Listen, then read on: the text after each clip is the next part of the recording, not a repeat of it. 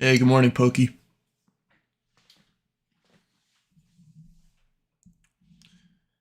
And good morning, everyone who's joining in. Thought I'd hop on pre-market 5 minutes before we open here. I will be settling this trade today. Looks like it's going to be a loser. And then we are moving on to January. Right now, I won't be putting on this trade until January 2nd. I'm going to keep my books closed out. And I'm going to be going into Netflix. So I'm watching this right now. Looks like Netflix has been consolidating here for about a week. So keeping an eye on that. Hopefully we break to the upside. Yeah.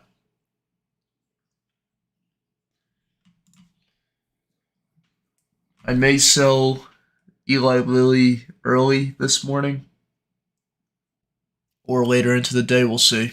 We'll see how the morning action plays out. If I could squeeze, if I could squeeze $100 gain or a $200 gain today, just to, you know, minimize the loss just a little bit more on this position, then I'm happy. Good morning, Raul.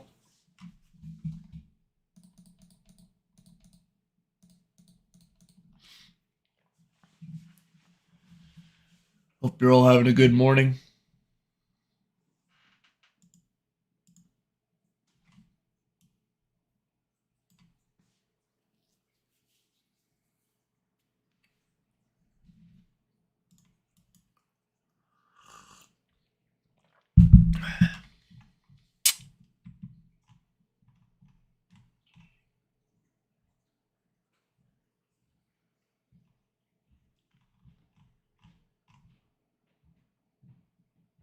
Been quiet? Nice. Quiet mornings are good. It's Friday. Got something to look forward to. Yeah, it's Friday. New Year's. New Year's coming up on Monday. I have a 3-day weekend. I'm ready for that. So we're in the home stretch of the holidays here, and then on to the new year. Hopefully 24 is a decent year.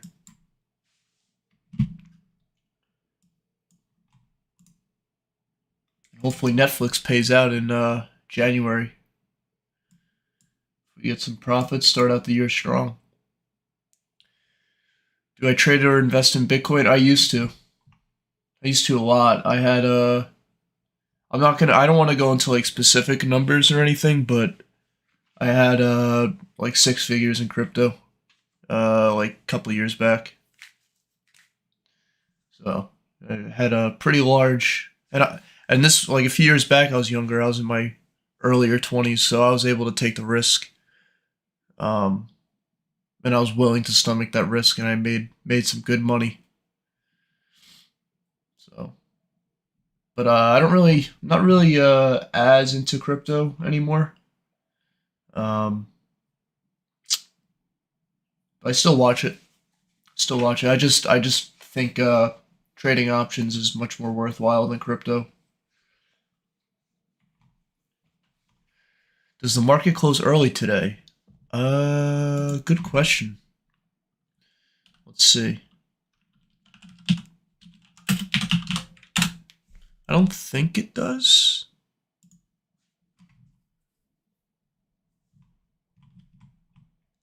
Let's see.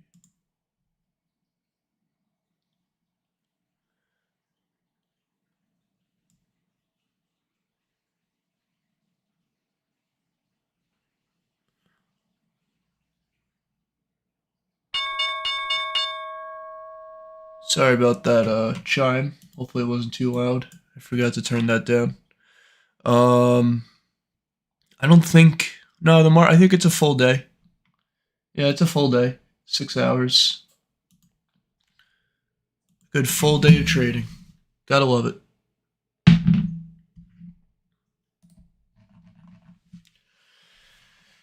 All right, so Eli Lilly up.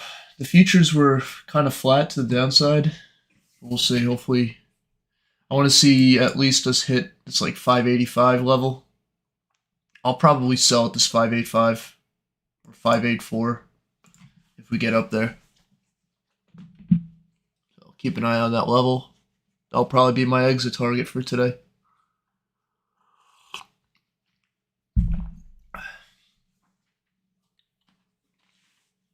If not, if I think we're more bullish, then I'm going to target this high. This 586 top wick if we get up there, but we'll see. More than likely, we're just going to sit right where we are, right where we are.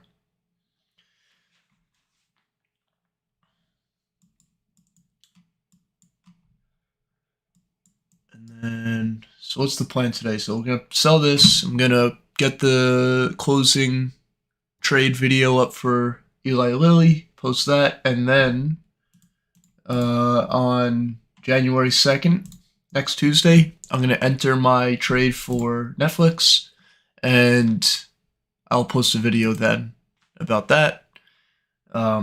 Usually I'd be opening my Netflix trade today, but because I'm closing out for the tax year, I don't want to have any open positions going into the new year. So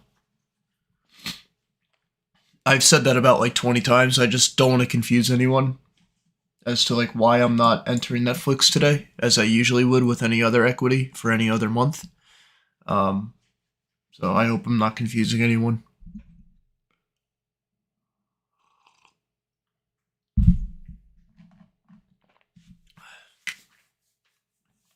Oh, we're just hanging out, drinking my coffee right now. Anyone closing trades today? Anyone taking profits? Closing out any profits or losses for the year?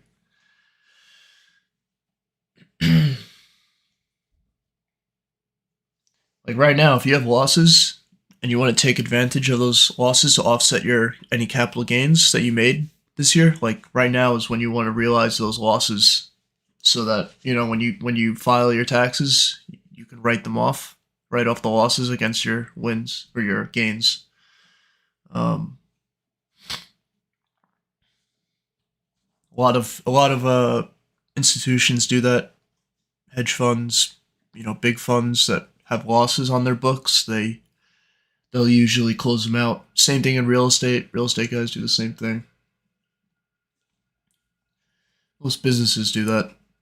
Smart ones, the smart businesses do that. That's why I think it's so important to not only learn finance and trading, but also learn the tax code. Learning taxes will put you so much further ahead, even as a trader, because you'll know what to do in certain circumstances and at different time periods. It helps a lot.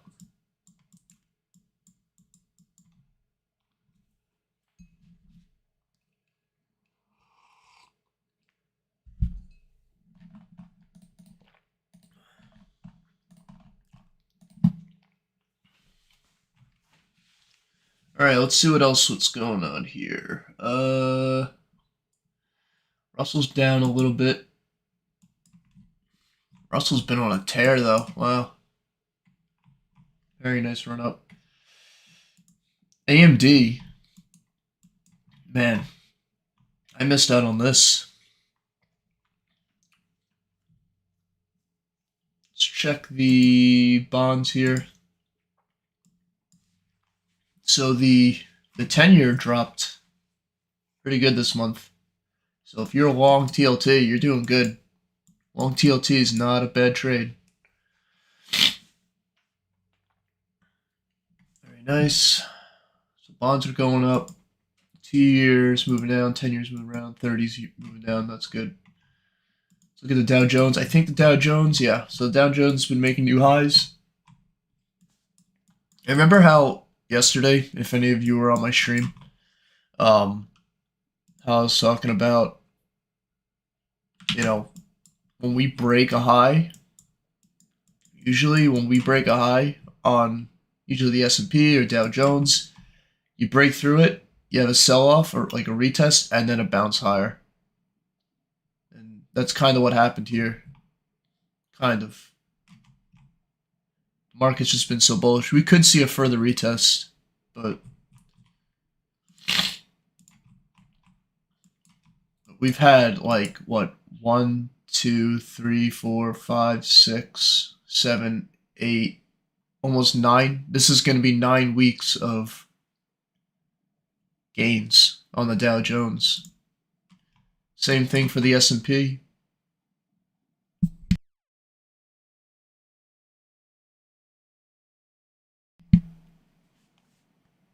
Just continuous gains. So eventually we're going to have a little bit of a pullback. Markets have just been on a tear since November.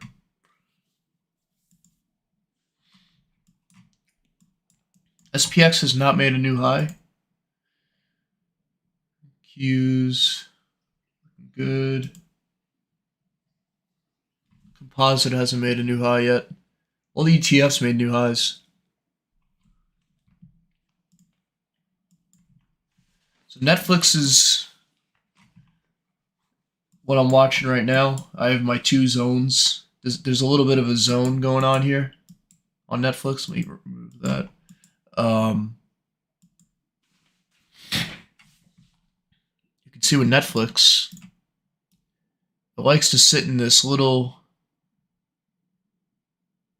zone here, and we're entering back into that region. So what I'm looking for is upside to 560-ish, 550, 556, give or take. Could be higher. Because we broke through it. We came up to it, rejected it, came back up, broke through it. And it looks like we're going to get a close in this zone this week. So that's a really good setup for us, or for me, because I'm going into Netflix calls. So I want this to continue to go up. You can see how we rejected a couple times here. Rejected here back in July, rejected again in November. And then this month we finally cracked that level, and we're closing in it. So that looks really good for us. It's promising. But before I go any further into Netflix, I'm going to keep my eyes on LLY today, because this is the trading. So maybe I'll do some live trading. We'll see. I gotta see how this price reacts.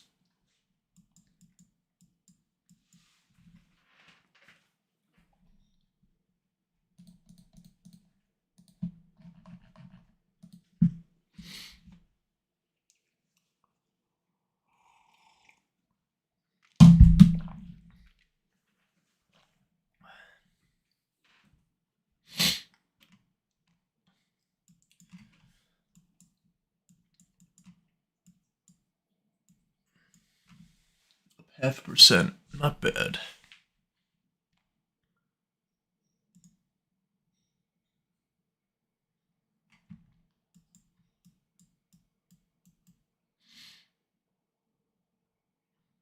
So like, one thing I look at sometimes with volume, using volume analysis, is you'll see the price. I'll take this region. You'll see the price coming down like this, right? And at the same time, volume is tapering off, right? And volume is a sign of strength or weakness behind the move. And what happens is the volume is going to do this. It's going to come down and then start to go back up. So it's the volume started to curve back up here, and that's when the real selling came into play, right? It was almost like a two-stage sell-off here. Okay. Once the volume started to rise, that was your signal to get in, because when the volume's rising and the price is falling, that means that the big money's entering right here. They're buying up from retail, and they're buying up from other institutions that want to get out of the trade. and then all of a sudden you get an explosive move to the upside. And then what happens is as you see the volume rise like this, look what price is doing at the same time.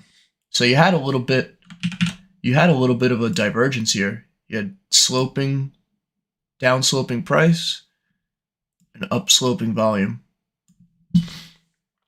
So you had a little bit of a divergence between volume and price. Volume was going up, price was going down. And you could kind of see this pattern repeat, even to the upside. You see how the price is going up here? And then you see volume here. Volume starts to trend down. So when you see volume start to taper off, it signals, like you see a big spike in volume and then a taper off in volume, it signals a reversal. So, but it doesn't always happen. Volume is harder to read too. It takes a little bit more finesse to understand it.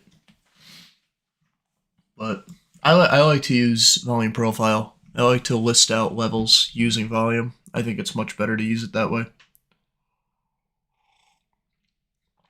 And then if you don't know the certain direction, you could just use a simple moving average to kind of get a good idea of where the price is going. Like a 9 EMA or something.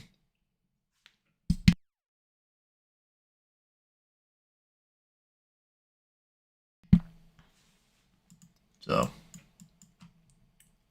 but like these levels here that I have listed out, I'm pretty sure I based these off of volume profile. So if I just draw out my volume profile, did I not? Maybe I didn't. Maybe I did it off of price, but you could see how each of my lines line up with the high volume nodes, where they're pretty close to it. They're within a couple points. This one I was marking a high here, but really it could be like right there too. So, all right, getting some good movement. I'm going to be looking at the lower time frame stuff today, since I will be trading. And we're approaching that 584 level. This is where we rejected yesterday. We came up to this level yesterday. Pretty much we're actually mirroring yesterday. We had a drop in pre-market and then a big spike up in the first 15 minutes. Same thing is happening. Drop, spike up. So we'll see. We'll see if we can crack this level and close above it. What I want to see is this price get above here, what it's trying to do right now, close, and then continue with the second 15-minute candle. I don't want to see this where the next 15-minute candle opens and then we drop back below it. So it looks like we're cracking through it right now. We'll see if we hold. And if we hold this, and then the second 15-minute candle continues green, and we start cracking this high and this high, like yesterday's highs, then we could see a nice move continuation to the upside, which would signal to me to hold on to the trade. I can also use my 15-minute, or not 15, my HMA as a means to watch continuation in price. So usually the 15-minute. So like we can use Wednesday as an example. You know, you come up and you retrace, you come into the 25 HMA and then continue. Come back into it, consolidate, go higher. So that's what I'm going to be looking for today if we get that kind of price action.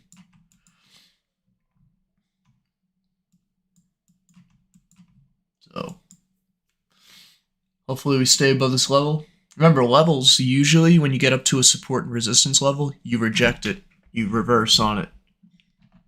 Breaking through it, most of the time you don't break through a level clean and continue. You get up to it, you consolidate around it, and then you reverse. That's usually how it goes with support and resistance levels. So we'll see here. This candle right here that just opened on the 15-minute is going to be a major decider as to where we're going for the rest of the day, in my opinion. We'll watch volume.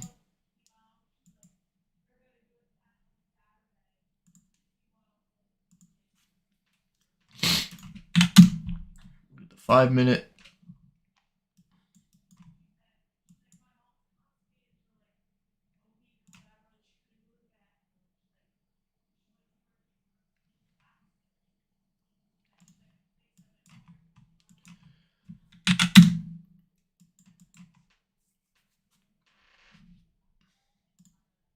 See, we're up $155 today, so we're actually making more money today than yesterday. So this is good. This is the direction I want to go.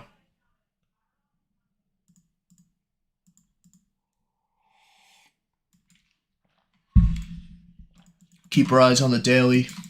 What I'll do here is I'll mark yesterday's. I'll mark yesterday's highs.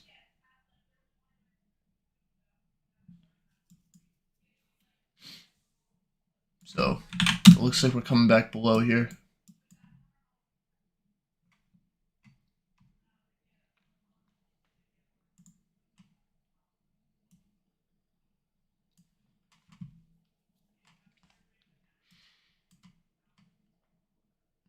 We also have data coming out. Let me check. We do have data coming out at 10, maybe. Let me check. Hold on. No, we don't. Oh, no. Oh, we had data come out just now. Chicago Purchasing Managers Index, which is kind of a medium impact data piece, but just came out right now. Where were we? 9:45. Let's see how the S&P reacted. We're coming down after that data, but we'll see if the market digests it and then moves higher.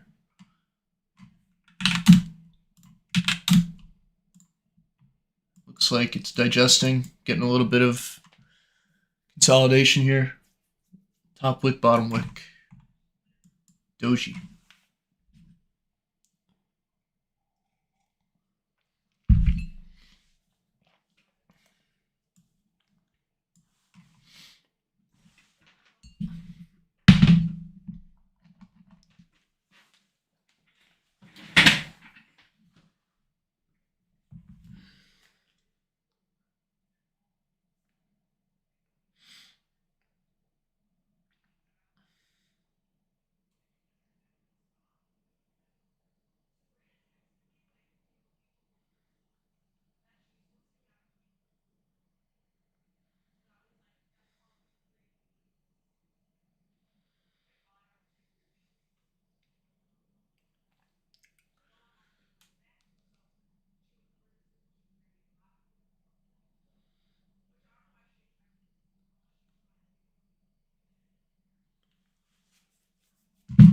Ooh, reversal.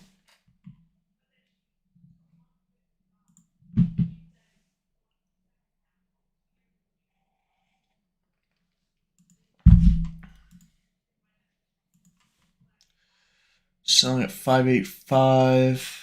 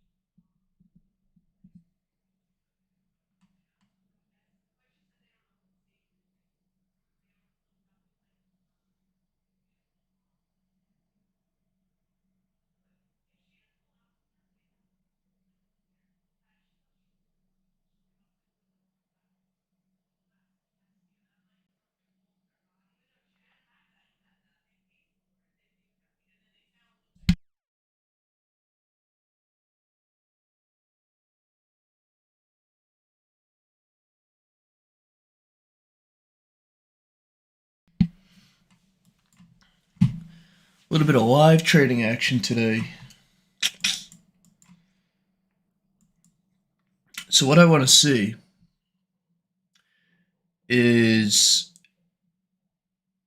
prices stay around this level and continue pushing higher. I don't want to see any big pullbacks. Another thing I want to see is every time we see a big spike in volume, I want that big spike of volume to be to the upside, kind of like back here. So what I'm looking for is a day like this, like Wednesday, right?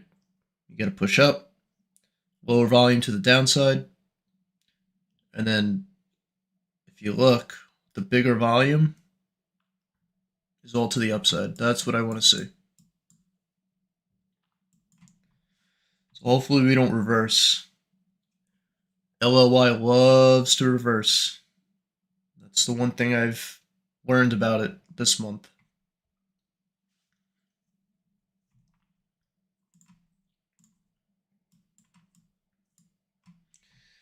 Also, if you look, HMA is turning green on the daily. Finally.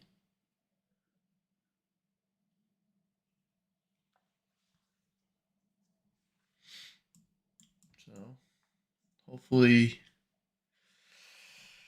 push a little bit higher here because I want to sell this position for at least a decent amount of money.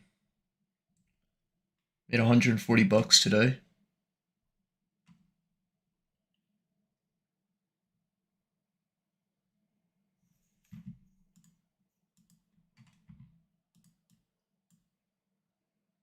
We'll see where this 10 a.m. move. We'll see how the 10 o'clock move goes. Usually at 10 o'clock, that's when you see the real move occur. Like if you're gonna go higher on the day, it's gonna start at 10 o'clock.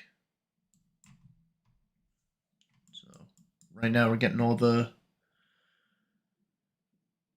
lot of the major trades out of the way for the morning, first 30 minutes, and then after that, if you're gonna go higher, it should trend higher after 10 o'clock.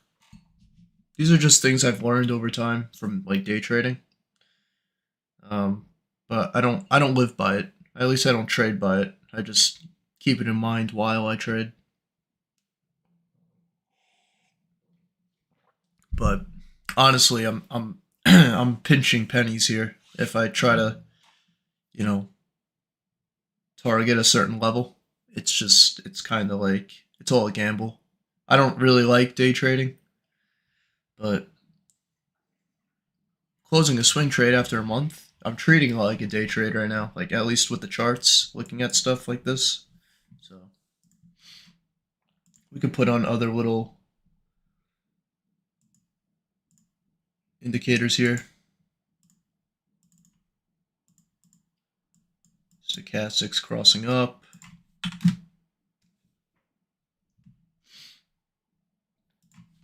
It's actually crossing down on the 5-minute.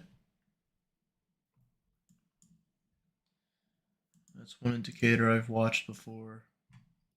Also, the 9 EMA is a good indicator. So if I turn this, we'll turn this to white so we can see it a little bit better.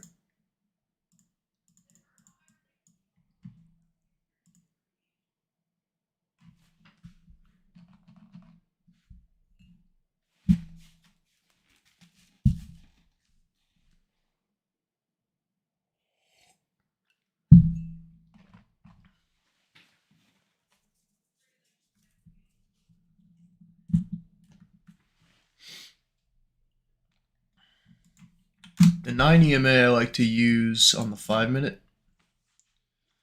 So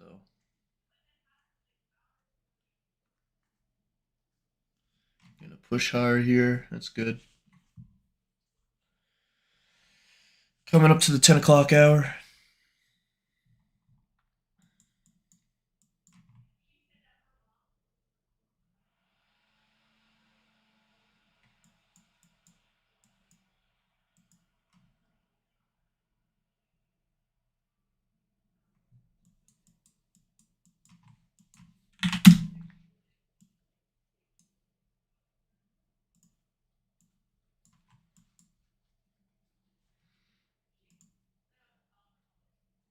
Trying to push higher. Where are we sitting now? 140.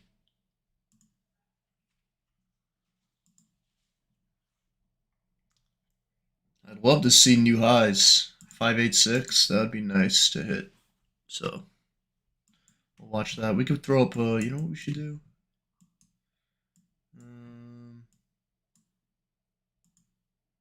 Let's do a volume profile just from here to there. Let's see.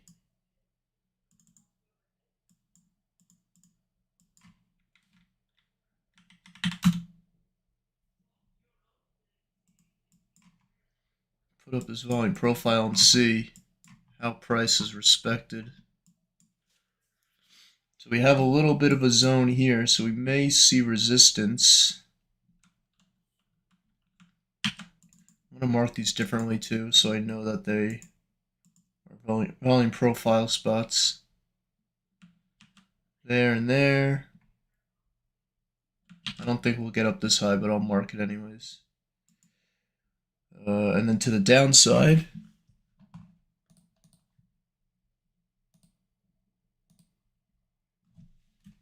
To the downside, I'd be looking at that 583.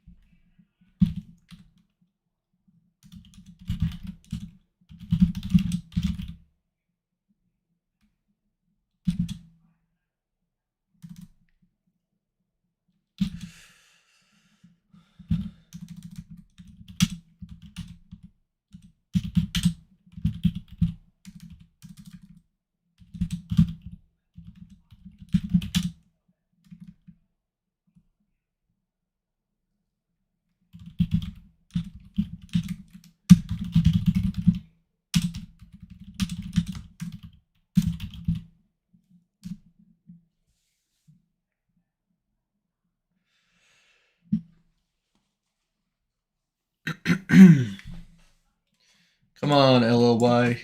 We took the L this month for LLY.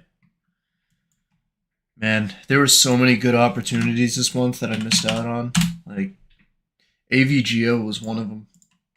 Even AMD. Even if I just rolled my trade from last month, oh my gosh, I think I would have done just as good this month on AMD than I did in November. But can't win them all.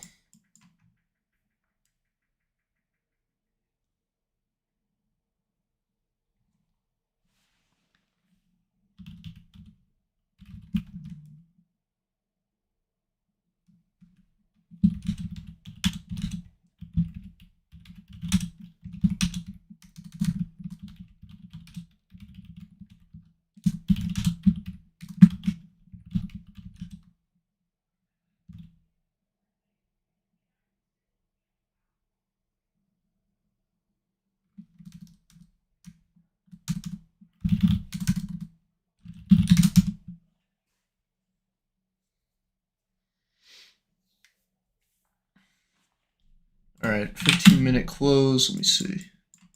All right, we're closing right at it. So this is a good sign. gonna get rid of this volume profile. I don't need that right now.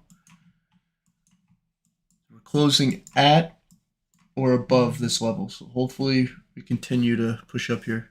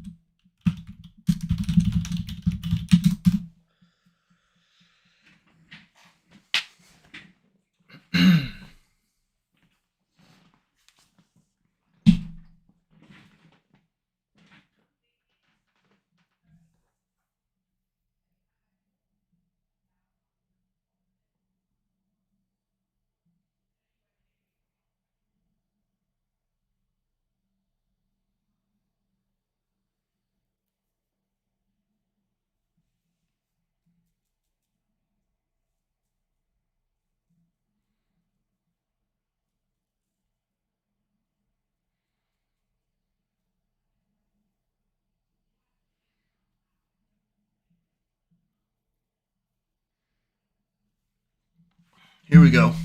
Come on, I want to see this high break. This is what I want to see right now.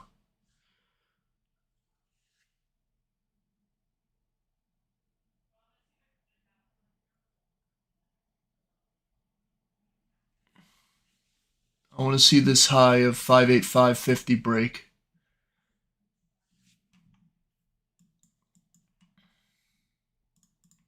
Making a little bit more money now, squeezing some more out of this.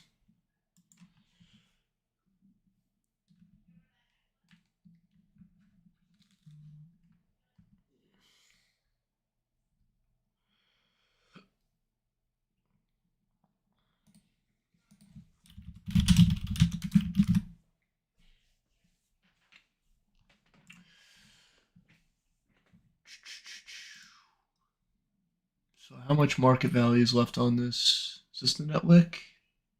12.6, yeah. So 59% loss. So, oh, if anyone's listening still, here's the thing. Like when I risk, a lot of times like when I lose my trades, like my average loss on a position, the losing percentage on a position based on my research is around 50%.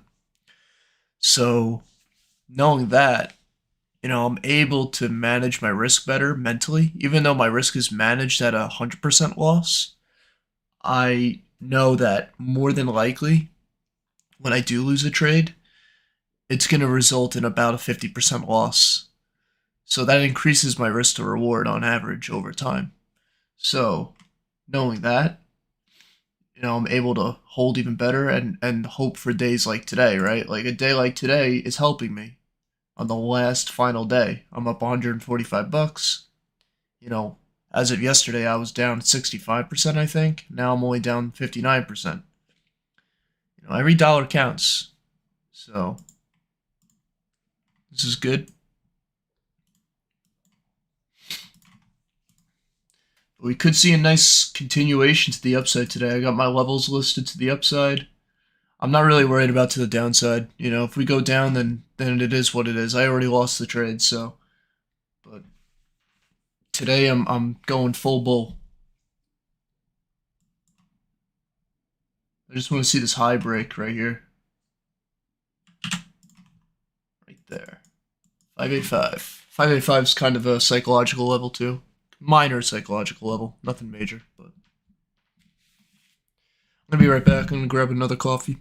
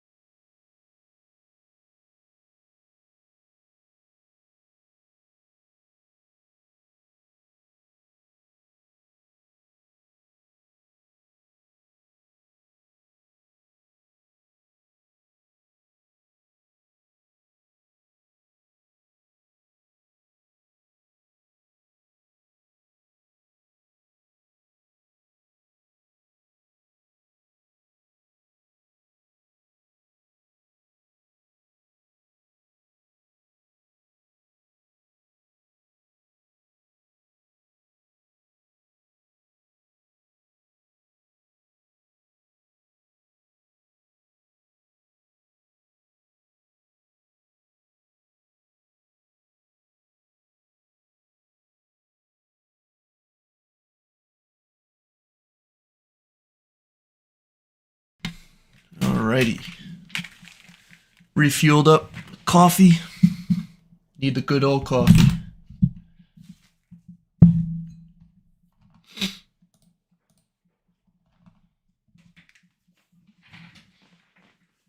Ugh.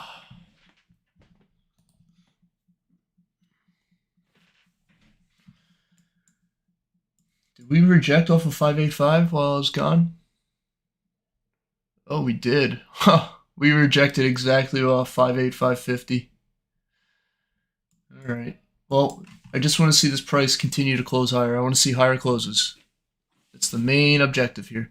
If you guys want to know something, a little trick. Well, not really a little trick, but a nice little, well, overlooked indicator or time frame. So if you take a simple moving average and set it to like a 2, I like to use like a 3 length. And we'll set this to, actually, you know what? I'll use something even better. We'll get rid of the HMA here. We'll get rid of volume just to clean up the charts. And then we'll take this one, the 50, change this to 3. Oh, wait, no, I use a different one. Let me see. SMA color. There we go. Yeah. And we'll change this to, wait, is this the same one? Yeah. So what I'm looking at here is, and what I'll do is I'll move this to the front so we can see it a little bit better. Front. And then, is it still on 50? No, it's on 30. I'm going to make these a little bit more vibrant.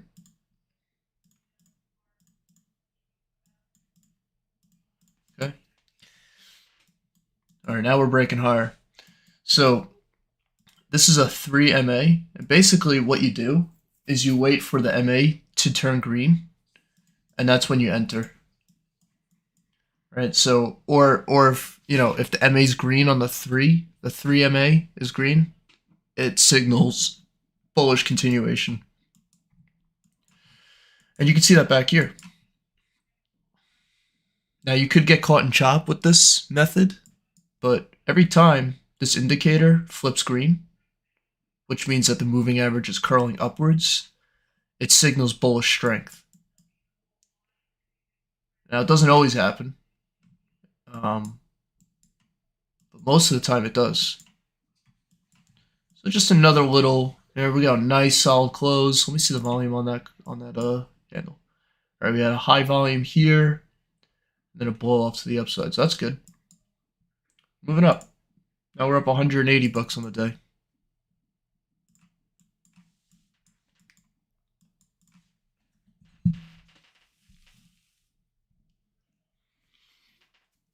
Ugh.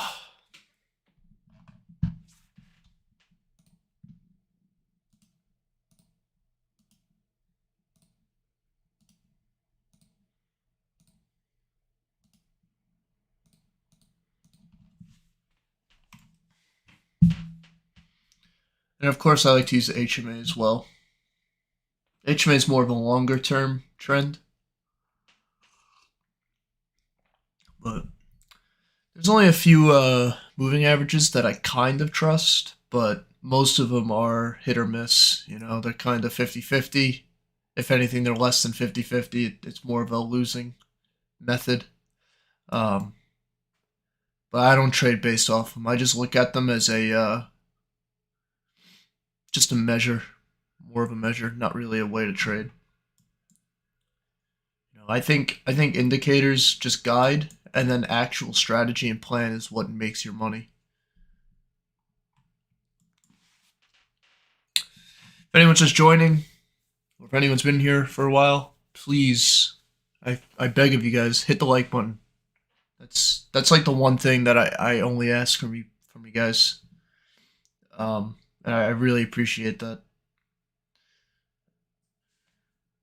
Love to get the like button hit and pump up the views. That's really the only way I can pump up my views is for you guys to hit the like button. So I appreciate it.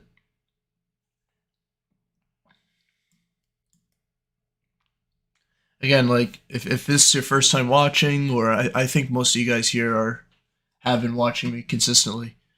Um, you know, I don't sell anything. I show real profits and losses. Like here today, showing a real loss, right? Um, yeah, and I show my strategy too. I share my plan. I tell you guys what I do. I mean, I can make a whole nother YouTube channel just on like the frauds and scams on YouTube. There's a whole niche within trading of just scammers that you could just report on all day. Um, and there are channels out there that do that already. Um, I enjoy watching those, but yeah, like if you follow a YouTuber, like a trading guru or a trading YouTuber, and they're selling a course, like your red flag, like huge red flag right away, right off the bat. I don't care how nice they are. I don't care who they are, what they've traded, even if they are a successful trader. If they're selling something, like yeah, maybe they are a successful trader, but they're selling something. Um,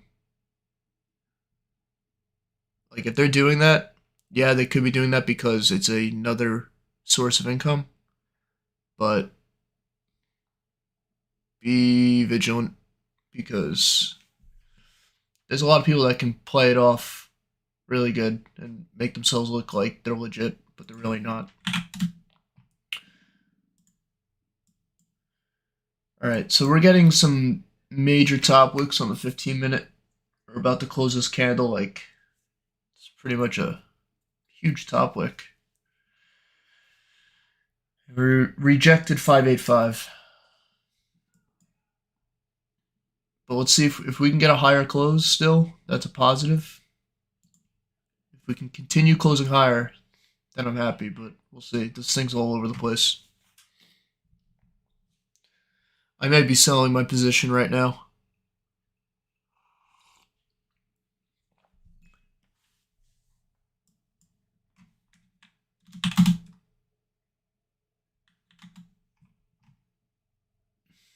Oh, man.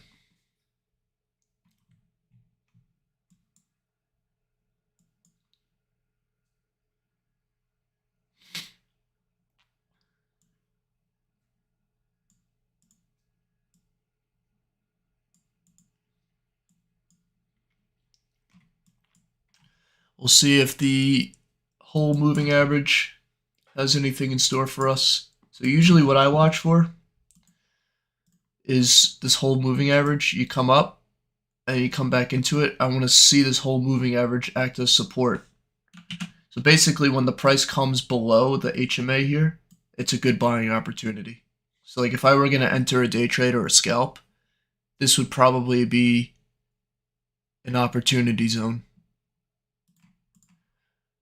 And if it doesn't, if we break down, let's say we break below 583, then we're breaking structure and could be going lower on the day.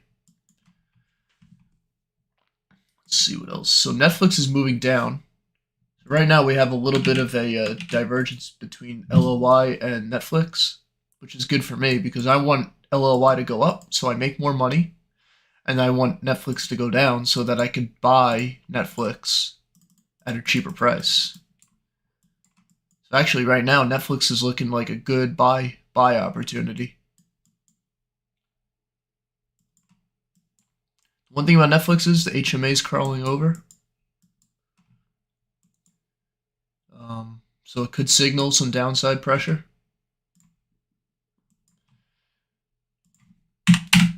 Oops. All right, so now we're breaking down here.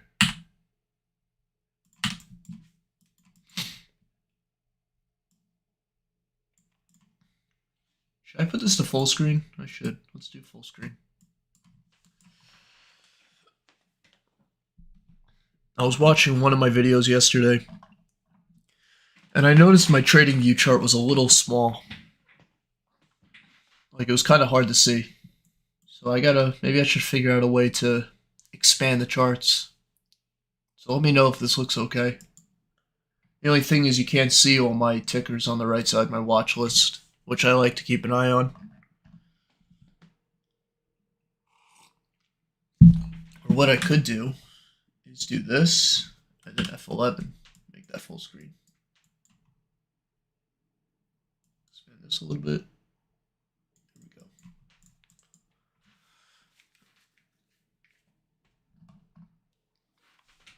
All right, now we're breaking down.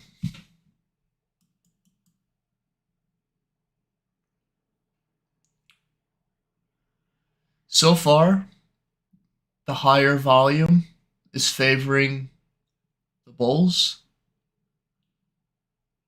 So there is upside pressure today, which is obvious just by us being up 0.54%. But you know, we had 10 o'clock come, we pushed up and pushed down. So we're kind of still chopping in a range.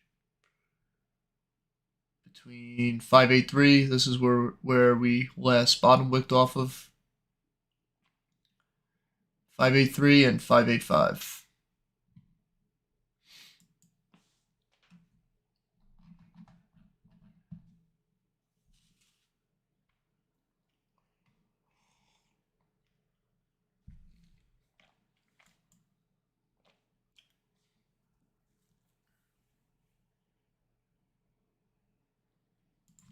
The 15-minute.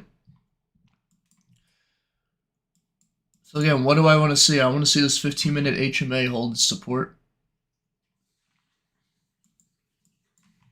I want to see this hold its support and move higher.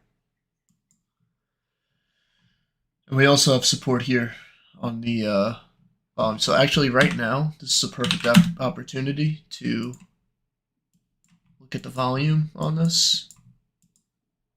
Like I did before. I think I took about like this region.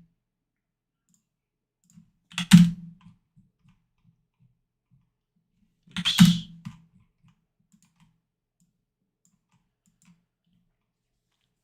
So like right now, we're at this volume node area. I want to see support come in right here. Support is literally right here.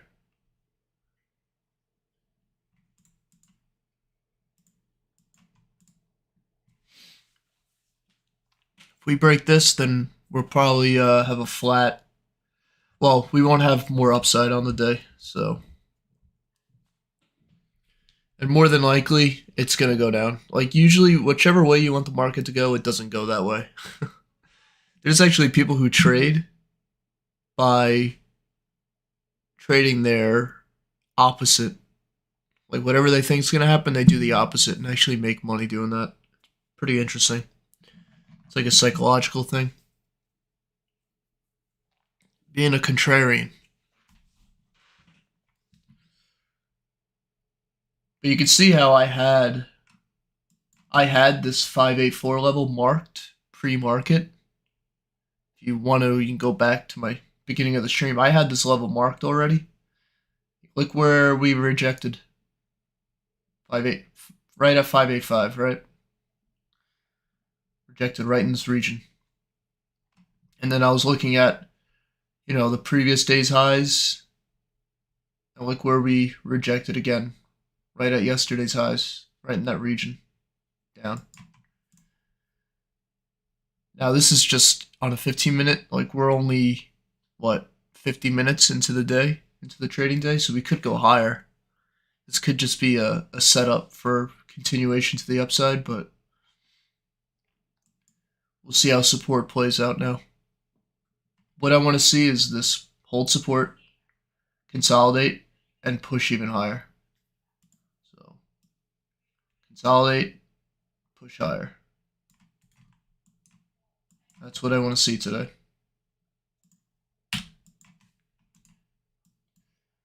I want to see bottom wicks as well.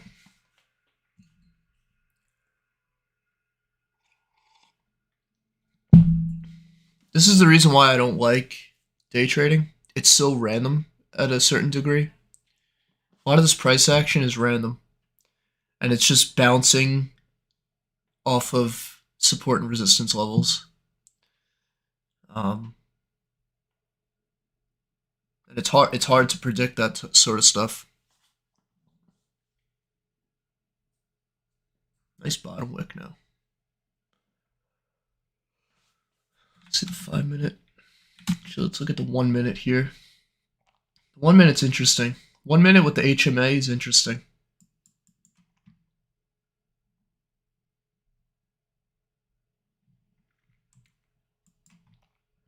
There are people who identify a level of support like this. Let's assume that 584, this purple line, is support. What they'll do is they'll take a line and kind of draw out a line and wait for the trend line to break at the support level, and then they'll enter. Like this would be like an entry right here to the upside. Another quote-unquote strategy, I guess. But it's a technical chart. That's technical based trading, which is kind of, gotta be careful. Especially with trend lines. Trend lines are very subjective. What I do want to see is the HMA turn green on the 1 minute.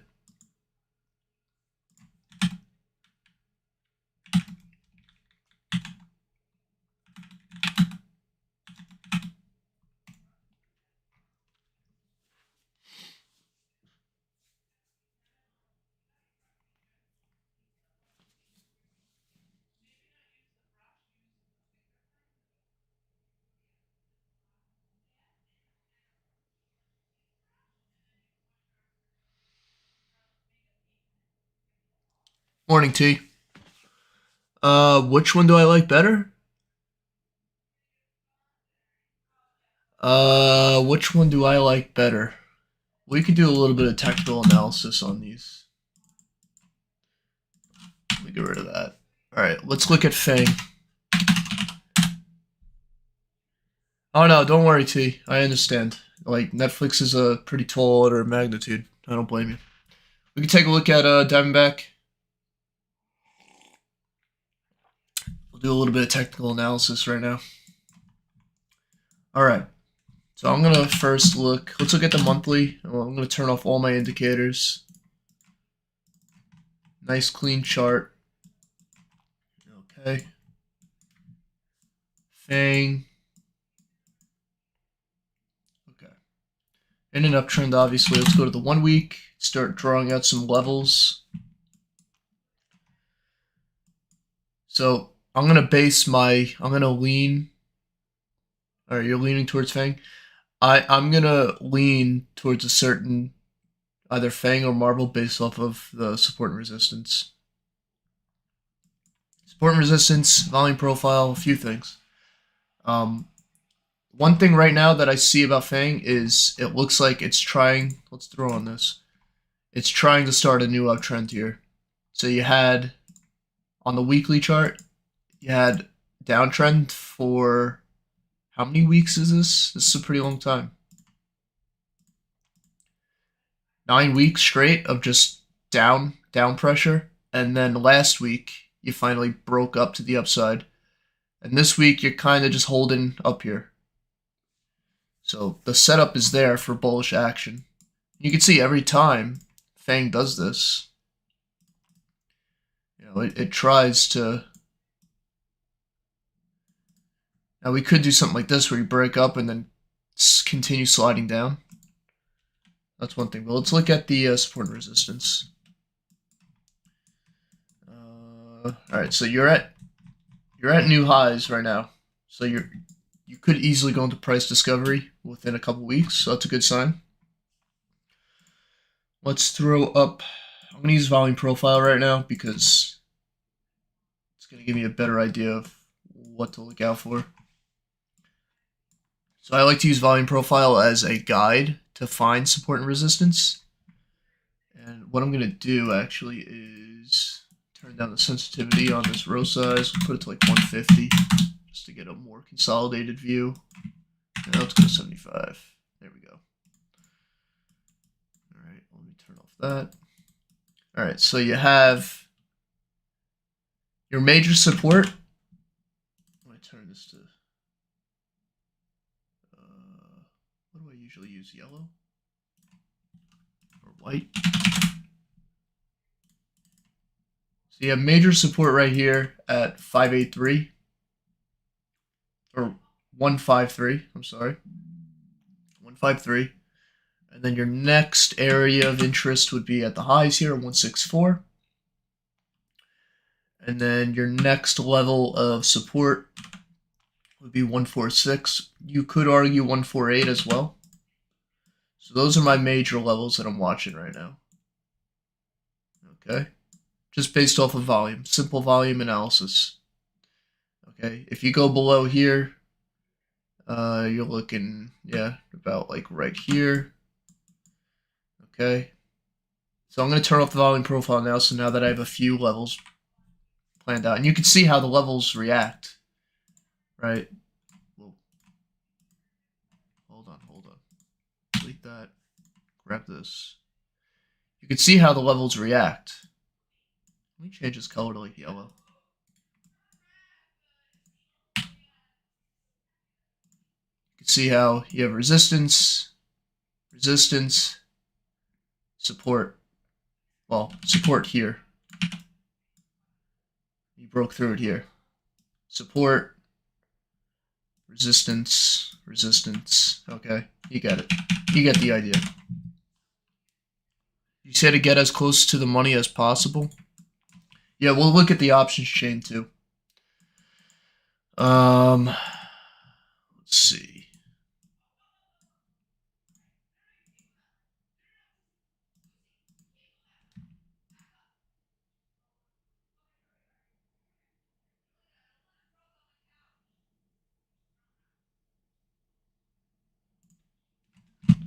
So you have an upwards trend here. It looks like you're holding it. That's good.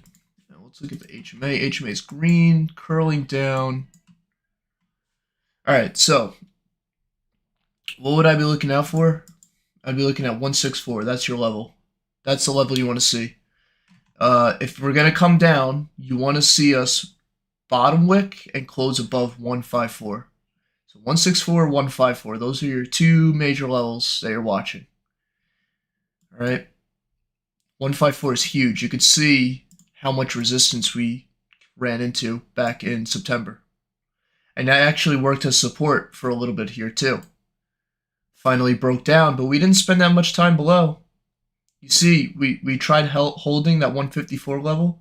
We broke below, found support at the next area, which was 148, and bounced right back up pretty quick. So that's bullish. That's really bullish. And you're holding a bullish structure as well.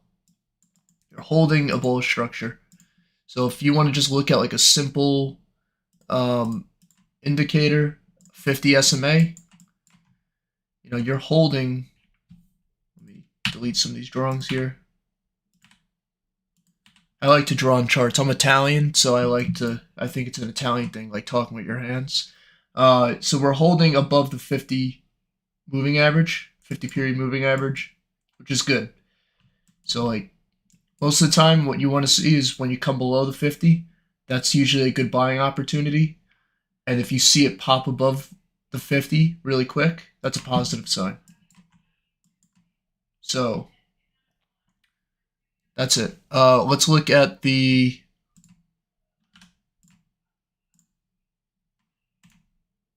options chain for FANG. All right, so you said you want to. I'm about to place a trade before I leave the office. Netflix looks like it's at resistance, which is why I can't see that one working well. Netflix is above its support right now. It's above resistance. It closed above. So Netflix I'm liking right now. But let's see for FANG. If you're going to go into FANG, you're going to look at the 16 Feb contract, 49 DTE. And so you have two choices here. You can either go with the 0.4 or the 5.2.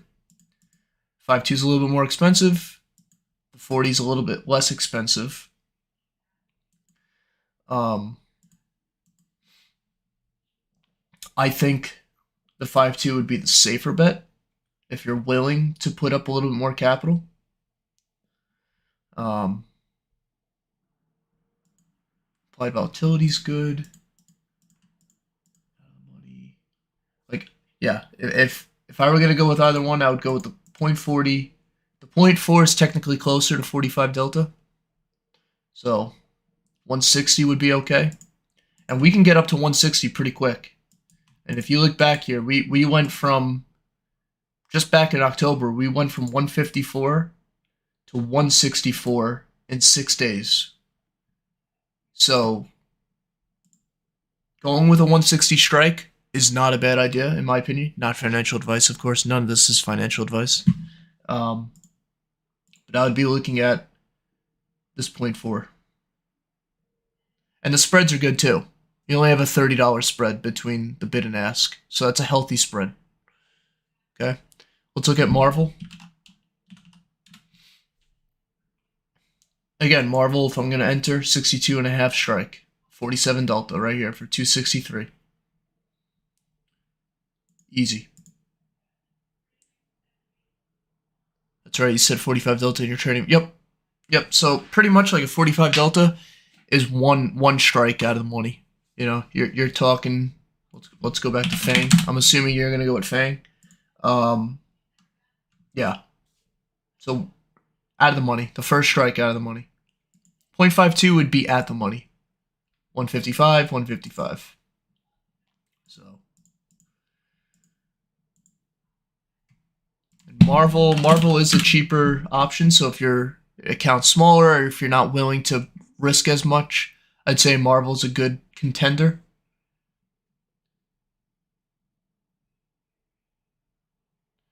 Which one do I think is better? Well, if I think that FANG is going to go up, okay, I think FANG's going to go up in the month of January, and I think it can easily go past the 160 area. If I think it can get up to here to 164, then I would go with the 160. I'd go with the 160.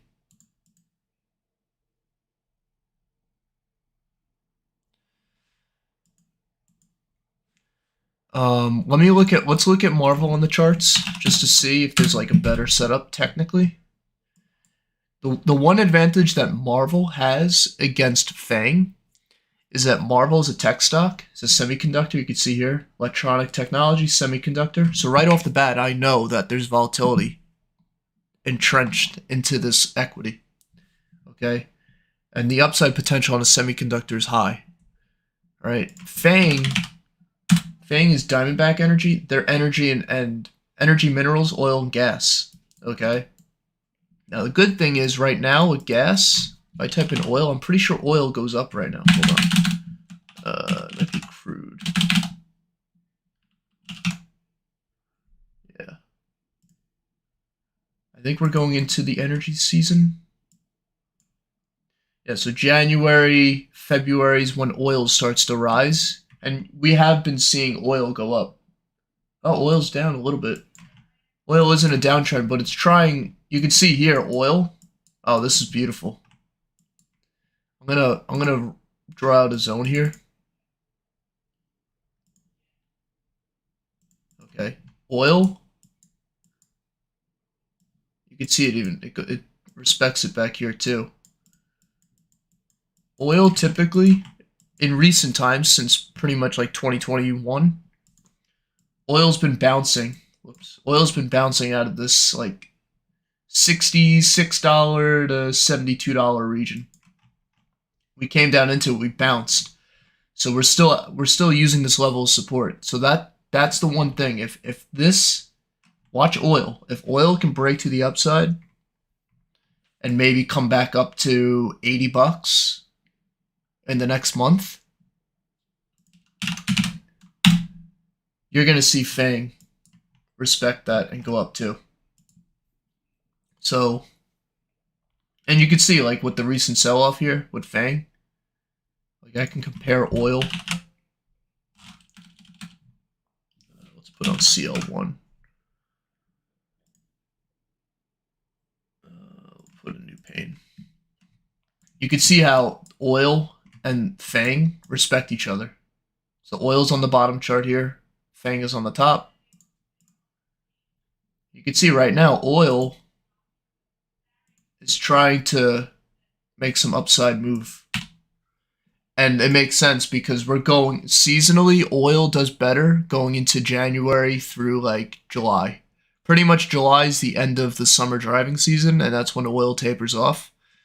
And oil typically goes down right now, like December. Well, pretty much like from August to December, oil goes down, and then January, like it's like a light switch flicks and it starts going back up. So that's why FANG typically does well in January, and that's why I suggested it as well. So FANG's looking like a good setup, and you can see oil went from $69 up to 75. So oil moved up about $6, and you can see the gains from the bottom, 9% in 20 days. So the opportunity is definitely there with oil. Definitely there. Marvel. Let's look at Marvel. We'll go first. I'm going to go to a monthly chart just to see how we look. All right. Beautiful. You had a bottom formation here, higher low. Looks like we're trying to make a higher low on the monthly. What I want to see is us crack 65, which I think could happen. All right. So nice uptrend. We have uptrending structure. All right, let's go to the weekly and draw some levels out. All right. So I'm going to use volume profile as a guide. I mean, if you want to do both, you could. Just make sure you could diversify doing that. That's fine. It's up to you. Let me go. All right. So let's look at support and resistance on these. Here, here, here, here, and here. To the downside, here. Point of control is 42. All right, that's plenty of levels. So now I got my levels drawn out, and you can see how the volume respects it so nicely. See? Rejection, support, tried supporting, broke through, rejected. Right? You get it. That's why volume profile is so nice to use, because you can find your levels, support, and resistance like that so quickly. All right, so Marvel, let's look at it on a daily now. So this is what I'm looking at. So we broke above this $60 level, that's psychological. That's a psychological level, $61. We broke through that after earnings too. So we dumped on earnings and then came back up. Okay, looks like we have a little bit of support here too. Another thing is we had a gap here from May. See this gap? We filled this gap. So this gap has been filled by all this price action here, so that's a good sign. Okay. And then seasonality, of course, on Marvel is good. And over the past like 5 years, 60%. So it's there. November's a good month for Marvel. So I'd be targeting $65 right off the bat.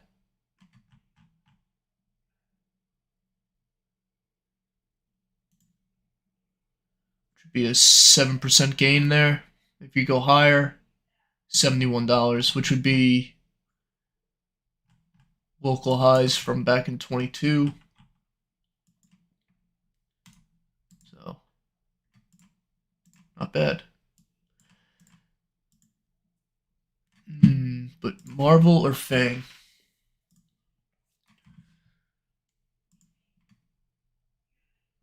You could do both. I mean, if you wanted to split up like 460 plus 253.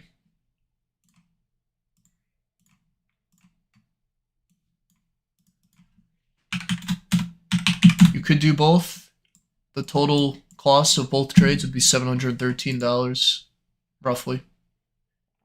So, although you're going to naturally have more risk on Fang because it's a larger position. So, for like one Fang contract, you would have to do basically 2 Marvel contracts to balance out the positions.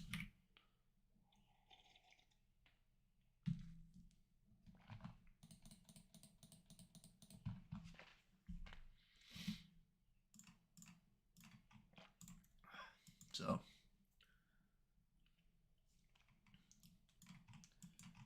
see how it goes. You know what I gotta do actually? I gotta add Fang to my watch list. Fang and Marvel.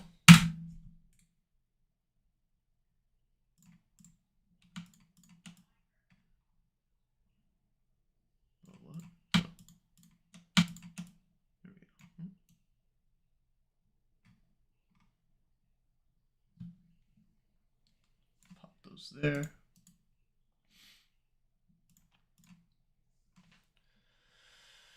Yeah, no problem. Just be mindful of those levels though. Right.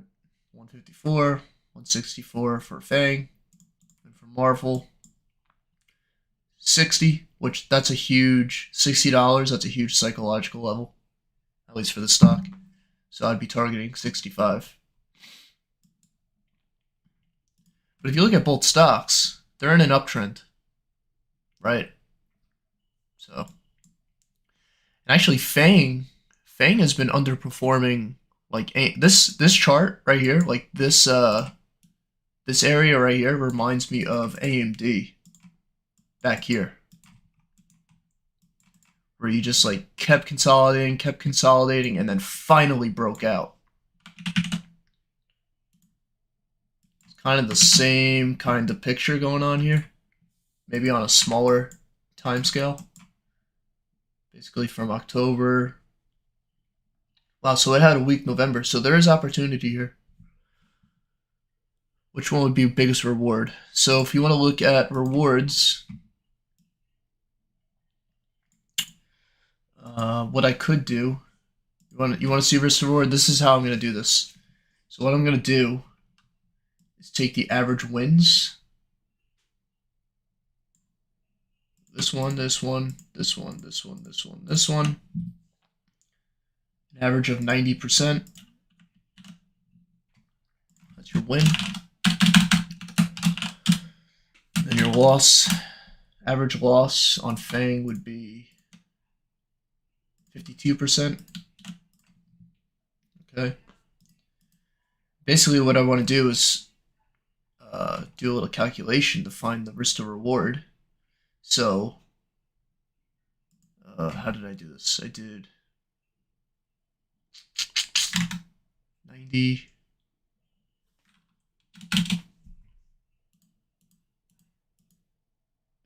%'s that, then if we count that as a win, 90, 2, x 91, so 90 over. So your risk to reward 1.73. So you have almost a 1 to 2 risk to reward.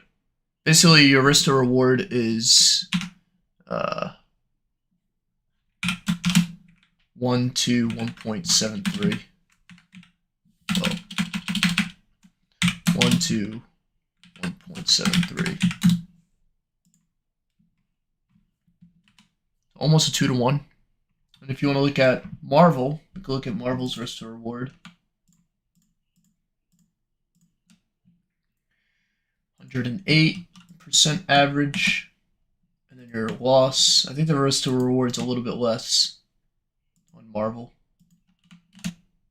75 to 108. Right now, if I just do this over that, whoops. Oh, that's why. 108. Oh, wait.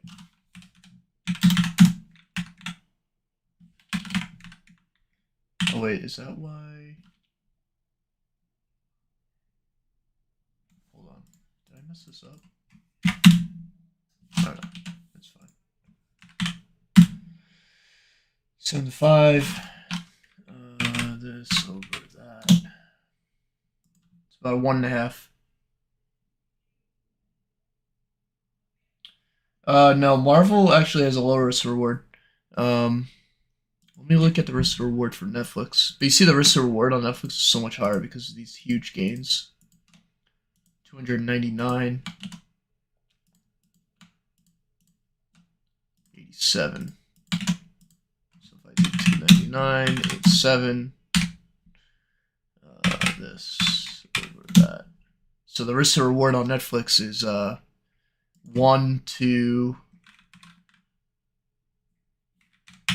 basically 1 to 3. Let me reduce these numbers. There we go. So this is your risk.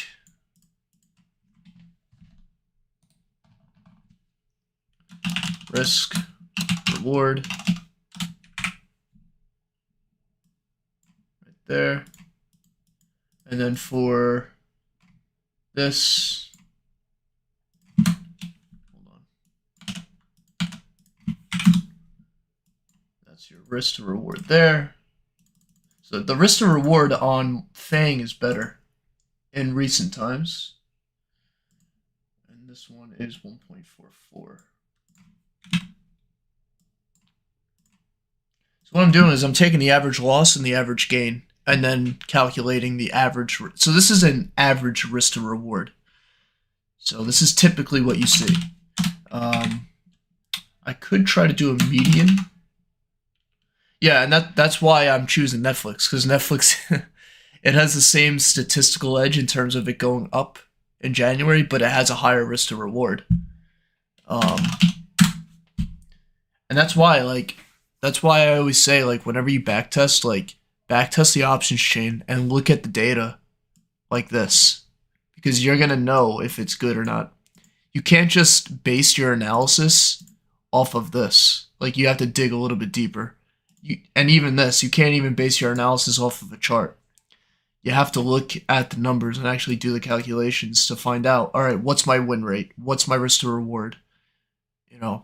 And then apply technical analysis and whatever else you want to use on top of that. Really, I see this stuff, levels, volume profile, that stuff. It's just window dressing, in my opinion. You can't take it to the bank. All you can do is use it as a guide, but don't put the family farm. Don't bet the family farm on it. So the lowest R&R is Marvel. I could do a median as well. Let me do a median gain. I think I have, or no, I don't. Now you have me thinking about Netflix. Yeah. How'd you get so good at this? I've been doing this for a long time, but I'm nowhere near your level. Well, I've been in finance for a long time. I started at about 17 years old. I started playing around with stocks, just investing long term. And then around 19, I started buying Bitcoin in 2018. So I was buying Bitcoin at pretty cheap prices and held throughout COVID, made a bunch of money. with Bitcoin and some altcoins. Um, so I guess you can consider I got lucky on that. But I've studied. I have a finance degree. Um, I studied derivatives, futures, and options in college. I worked as a I worked in a hedge fund as an intern. I learned I don't want to curse, but I learned a lot in that. Not trading strategies, but how the funds work. That's what I did. Um, and yeah, and then I just traded. I just kept trading and learning and educating, self education. Um, and I do work in finance and accounting currently, professionally. And then right now I'm going to a pretty good university. I'm not going to say which one, but I'm going to a pretty big university for my master's. I'm going for my MBA right now in accounting. But yeah, and also like Excel and stuff. I've been living literally. I've been living inside an Excel sheet since like 19 years old. Uh, and I use Excel every single day. So yeah, just a lot of time, effort, studying, drive, uh, and I continue to learn. And I'm always like open to learning. You aren't even a cocky. No, no, I'm not. A lot of people are. I could just tell when someone doesn't really know what they're doing on YouTube. That's why that's kind of why I created my own channel, because I'm kind of like sick of just like watching all these people spill this nonsense. Um, some of it's okay, and there's other people out there that are great to follow in terms of trading, but um, I don't know. I kind of bring my own twist to things. I did a lot of data analysis um, in my former jobs and in school projects and stuff like that. And yeah, I started becoming and here's the thing, like I started using statistics and historical data to make decisions and projections.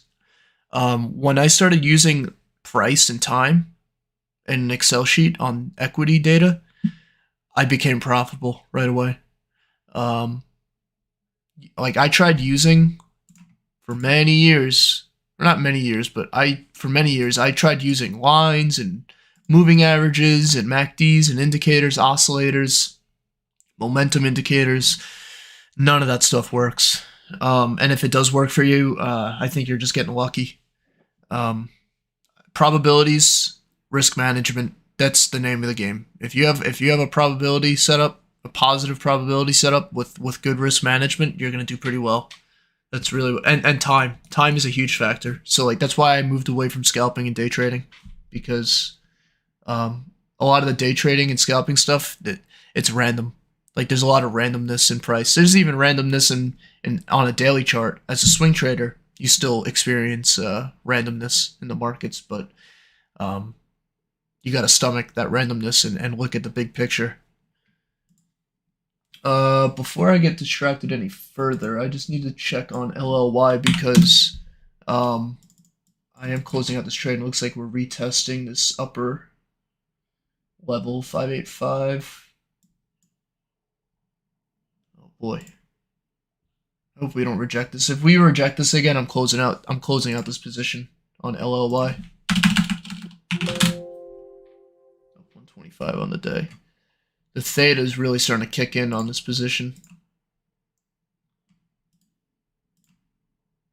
I'm losing $31 a day per contract. So technically today I would lose $62 just from theta. That theta really ramps up once you start getting below the 20 days. Yeah, all those are hit or miss. Yeah. Yeah, I tried using indicators for so long. I tried everything and found no success. Well, maybe I found some success, but it wasn't consistent enough. Not at all. Thank you for your help. Yeah, no problem. Yeah, like I want everyone to know my strategy and what I do. And if you could take 10% of what I share and use it to your advantage and put it into your own strategy and put your own twist onto it, by all means do it. Like everyone's personality is different, everyone's risk tolerance is different. Um, so like put your own spin to things. I like there's people that comment on my videos saying, oh, like you should use a stop loss of 50%. Or, if your position goes up to 100% gain, you should just take the profits regardless. And I've done back testing around that, and I found that just simply putting on the trade and let it do its thing for the 30 days pays out way more. It does way better. Doesn't mean it's going to continue to do better, but that's what I found in my research. So, one more thing. If I buy an option contract on Netflix, I will be able to sell it for some money back. Wait, what? In other words, is the loss total after it hits in the money? Let me read that one more time.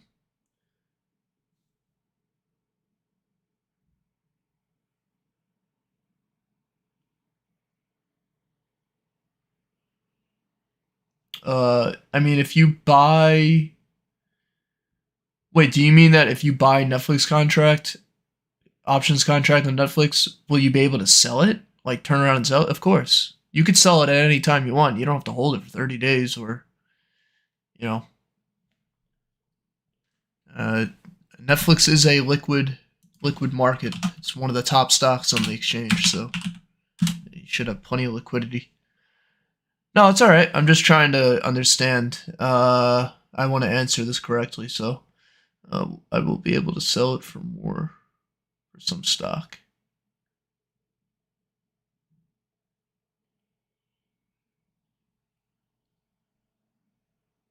Total loss after it hits the money. The total loss is if it goes against you. So like, all right, let's like run through it. Or hold on.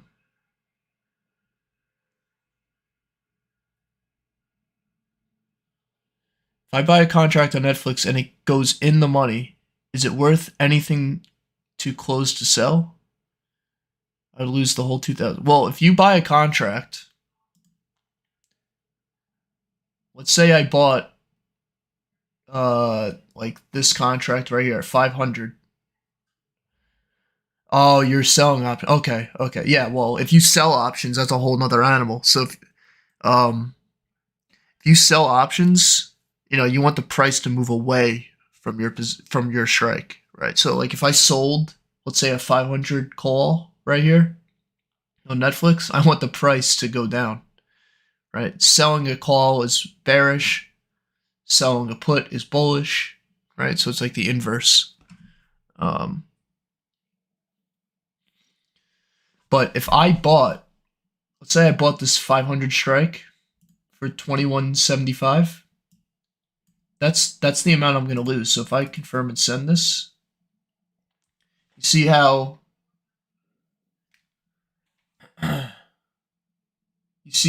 this right here, max loss 21.75. That's the only amount you're going to lose. Now selling options is a whole different animal, right? If I sold a 500, okay, first of all, I don't even have the margin to do that, but you see the max profit is the total credit, right? But look at the max loss, infinite. This is a naked call, selling a naked call, which is probably the most risky trading strategy within the options chain you can perform. If you wanted to collect premium using my strategy, you could do a credit spread. Okay, so selling premium, I would be more comfortable doing a credit spread. So let's say I think that Netflix is going to go up, right? I would sell a put credit spread or enter a put credit spread. So let's say I wanted to sell between the 470 and 475. I would sell the 475. Okay. and then I would buy the 470. So you can see the credit I would collect. Now I'd have to hold this near expiration, or I would need the price to move in a big way away from me. Right. I would collect $200, and my risk. Let me open this. My max loss would be 298, and my max profit would be 202. Okay, that's a credit spread. I don't do credit spreads because there is limited profit potential.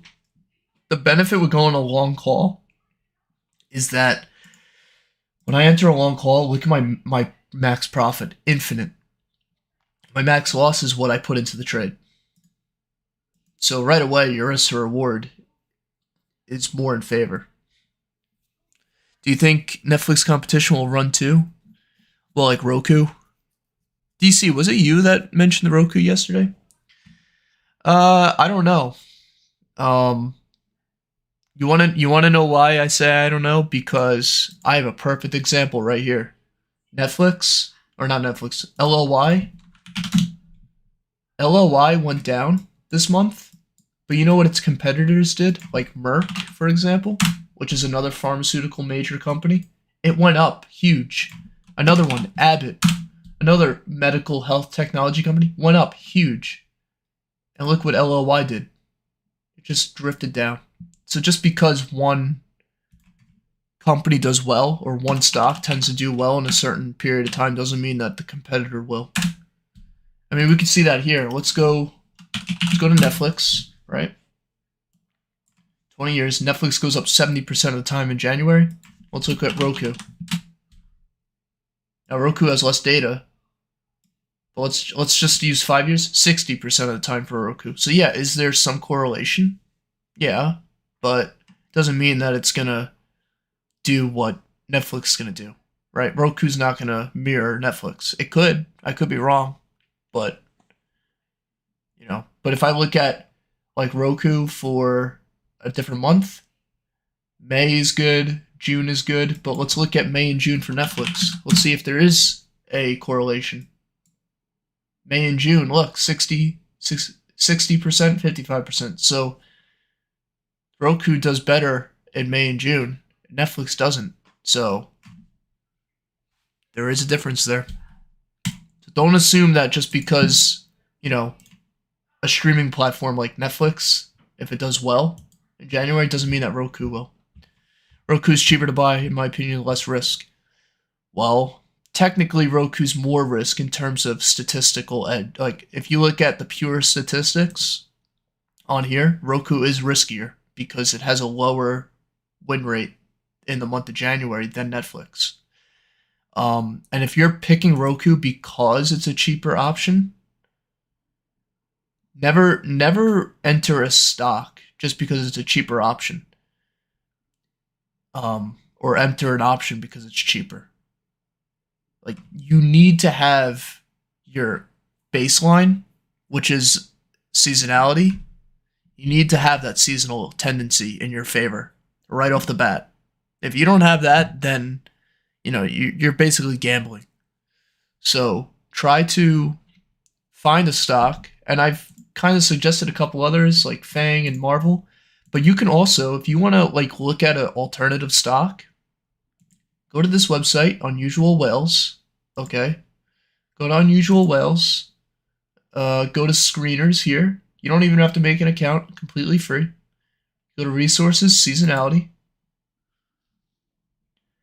and you put in the amount of years you want to track back. So I like to do at least 10 years minimum.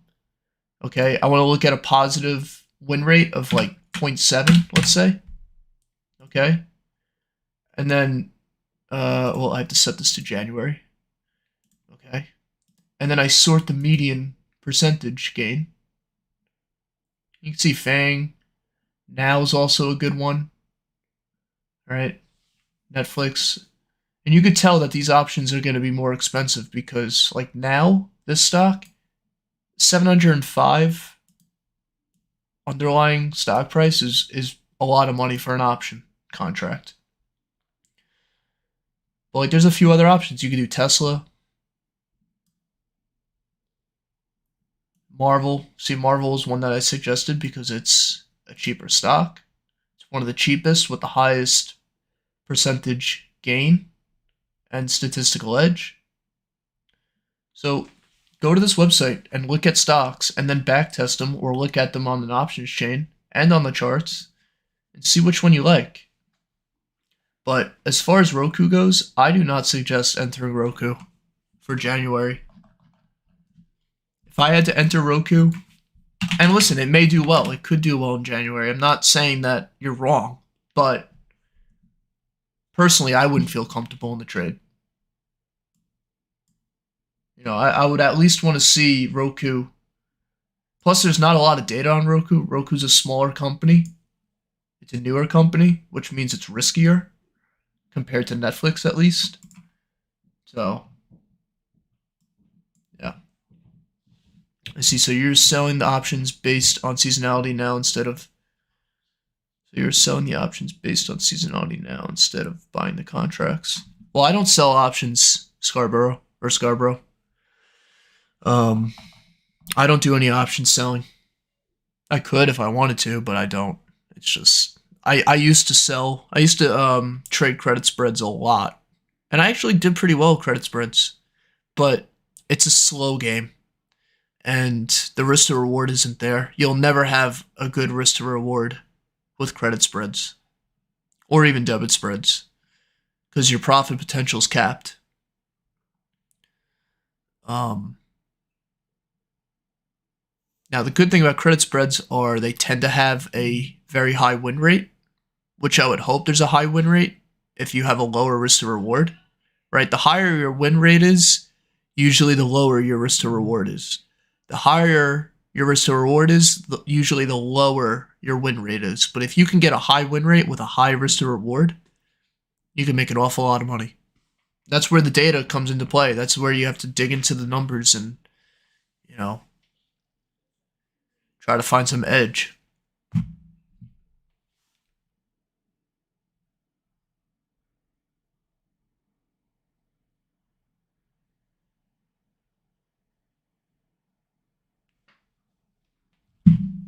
No problem, DC.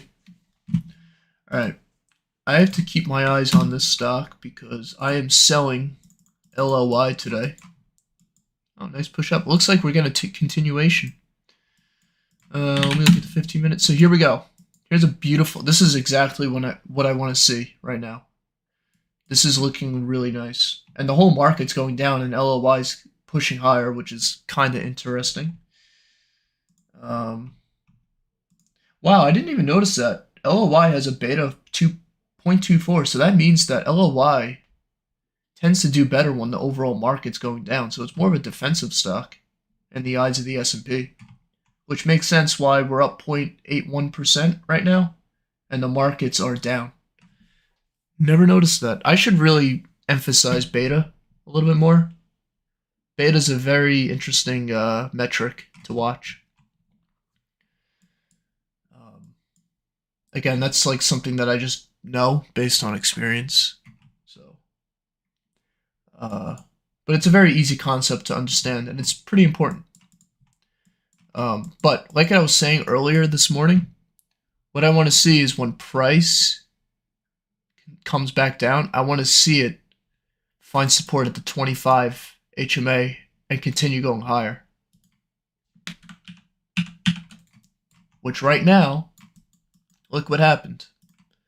We came up, came down, and we rejected, or we found support. We found support, first of all, at the 583, which is a volume level, but we also stayed above, or were moving in the direction of the HMA, the whole moving average. So that means I know that the overall trend is still to the upside. So this is good. Now this is giving me more confidence to stay in this trade and hopefully squeeze a little bit more money out of this trade. But Theta is ramping up. We were at this level before and I was up like 150 bucks. Unless this is not updating, but Theta is really eating into my positions right now, which is why I'm closing this today. I think one of the easiest ways to not lose a lot of money with options is staying further out of duration. You know, if I'm gonna put on a trade and hold it for 30 days, I want like a 20-day buffer between the 0 DT, like the day of expiration, and the day I plan to close my trade. Right? Like I need that buffer. Because theta will ruin the best traders, the best strategies, the best setups. Theta is no joke. And that's why a lot of option sellers, they like to hang out right around this like 20 DTE area. They take advantage of this area right here on the options chain.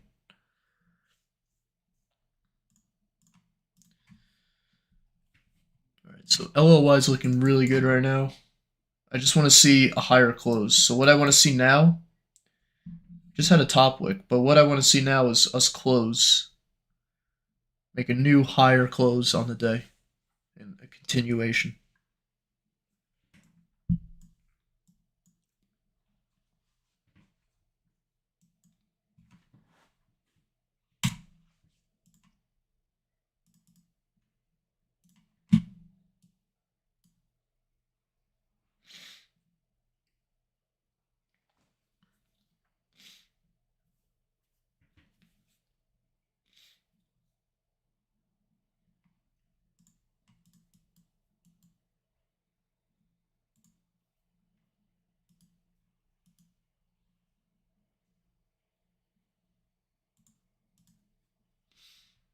What I'm going to do is I'm going to pop this up, take this, put this right.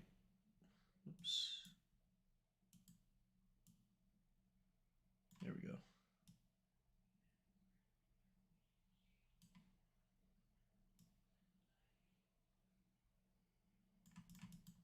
You can see the P&L and the price at the same time.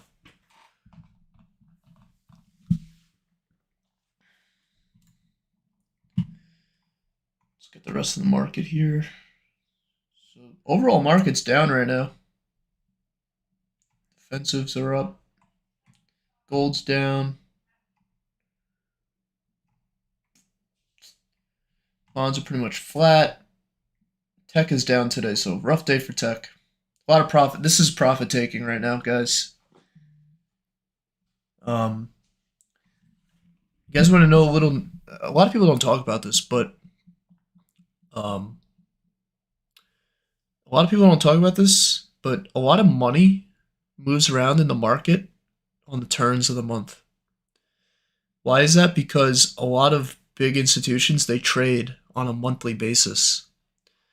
And you know, when let's say, and a lot of these institutions, they trade on the behalf of retirees and pension funds and retirement accounts. A lot of the money in the market is retirement accounts. And what happens with retirement accounts? They get invested on like a monthly basis, right? So the money that you put into your 401k, like it doesn't actually go into the market until month end. Like the money managers don't reposition. Because money managers are constantly rebalancing their portfolios on a monthly basis, sometimes on a quarterly, sometimes on a yearly, but most of them do it on a monthly basis. So, you know, you can get into a trade before the move occurs. And what moves the markets? The institutions are what move the markets.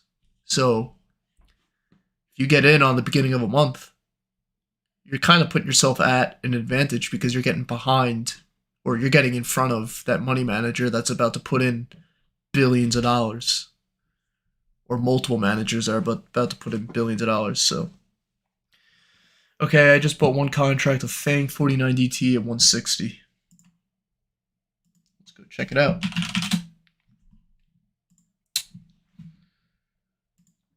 $49 DTE at 160. Testing the waters.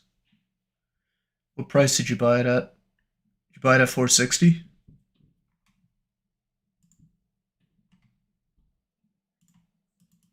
Oof. Reconsolidating up here? This isn't looking good now. We got a higher close, but now we're selling back off.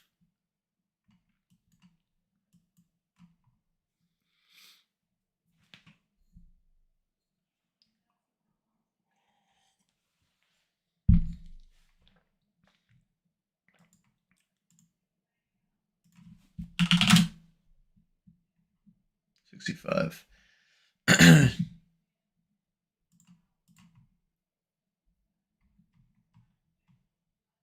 Market's selling off hard now. Jeez. Get this on a daily.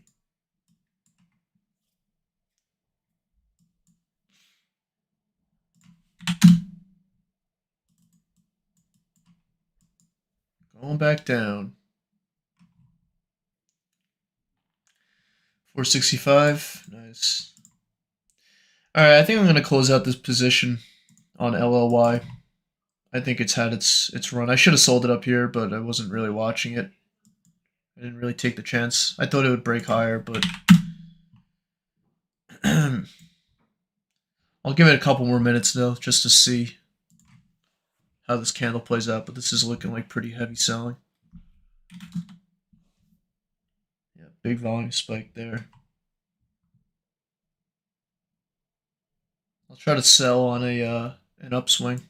This is a pretty heavy sell-off.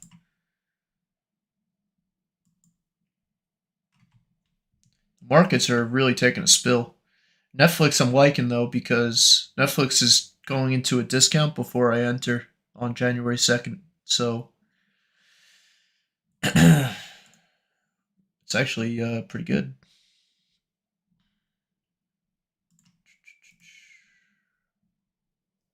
Well, I wish you luck, Scarborough. I think it will be a good trade.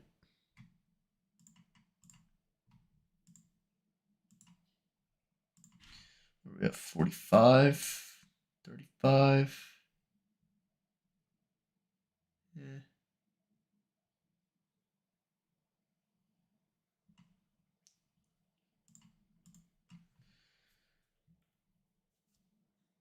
Big bounce.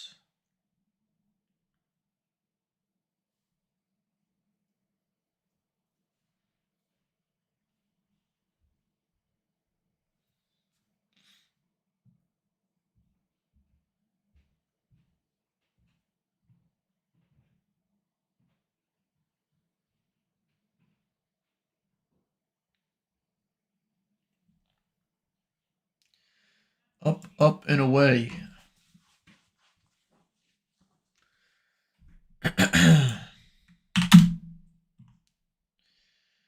Okay, that's a good thing. I like this. Look at that bottom wick. Holy moly. Wow. Maybe LLY ain't done on the day. A bottom wick like that raises eyebrows. See, we still got about 11 minutes left on this candle, so. You see what's going on right now? You have top wicks to the upside, bottom wicks to the downside. This thing is chopping right now. Choppy, choppy. So what I'm going to do is, instead of gambling and letting this position run further, I'm going to try to sell at the top of this range. So if I just put on like a little volume profile, a tiny one, I want to sell right at 584. So I'm going to wait for price to come back up here, be patient, and close out this position, at least for a healthier gain. I should really target like 585, but I may have to target 584 depending on the market, because the market right now is spilling. We're spilling over. This is the S&P. Look at the SPY. It's spilling right now. So, but for a market that's dumping this much, LLY is holding up pretty well.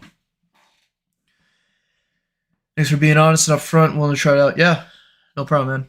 And listen, like, risk management is key. If you get upset over losing a trade, I mean, everyone gets upset over losing money, but if you get actually upset to the point where you're throwing the whole strategy out and you know, you're cursing the strategy, you know, it's more of a risk management thing, because risk management plays into your emotions big time. That's why I'm studying trading psychology right now. I'm reading books on trading psychology, and I mean, I kind of get the mindset already because I've been trading for so long and been involved with the markets for so long. But it would be nice to read a book and learn from an actual professional. There are a lot of YouTubers that aren't legit. Yeah, that guy, Jeremy, yeah. Those guys all got caught up in the FTX fraud. I don't know if you know that. They were getting like millions of dollars from Sam Bankman-Fried to like push his FTX exchange. Jeremy, Meet Kevin, Graham Stephan, all those guys, they all got. I think there was another one. I forgot his name. Um, there's like four or five of them, and a bunch of other YouTubers too. But they're getting paid so much by FTX. So whether they knew that FTX was a fraud or not, uh, I don't know. But like, I don't know if they knew that. They probably didn't. But still,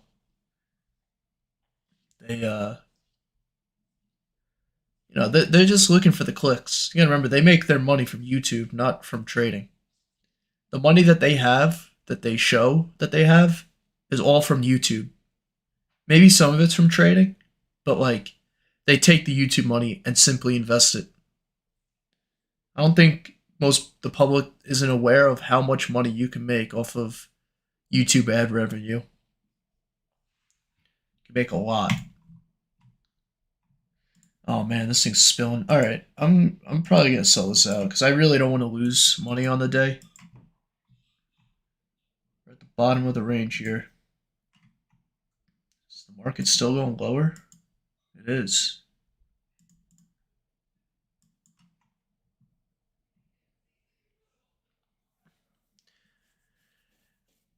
Alrighty.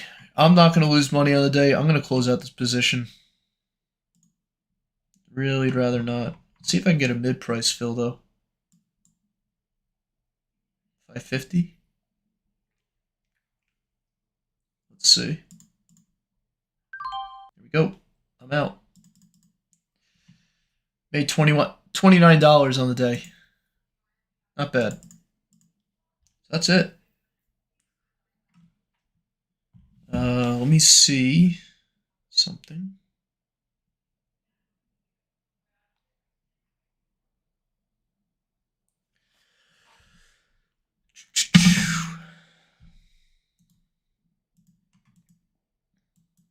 Watch this thing reverse and go to like 590. That's okay. So my total loss.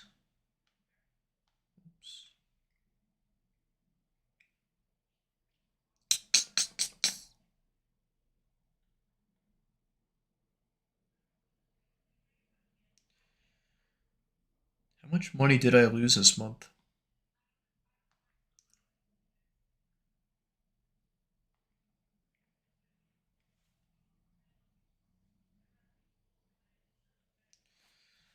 Let me see.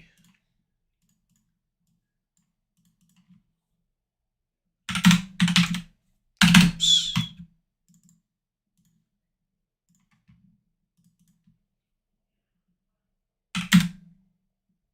Oh yeah, now we're going lower. May have been the right call to just close out this trade today. Um,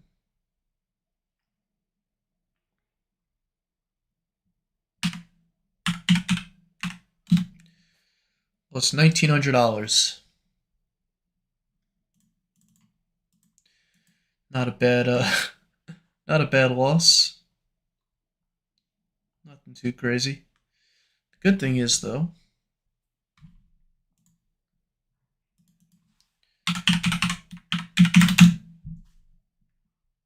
let's see. Out with LOY onto Netflix. Oh, let me change this to this one. Contract's getting cheap. Do we have Ivy rank on here?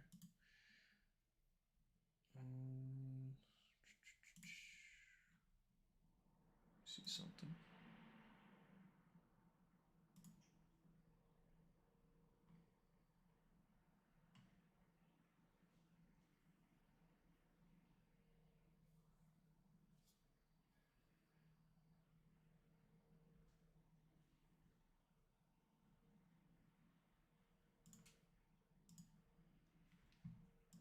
So that's it, folks. Out of LOY, horrible trade. Not horrible, but not good. So sold right at the 583. I really don't want to lose any more money on the day, so I'd rather take $30 profit and on the day and just go. Move on. This is the Netflix contract I'm looking at right now. I could do this one too. Either between the 495 and 550. 495 would be nice. Get a little bit closer to the money.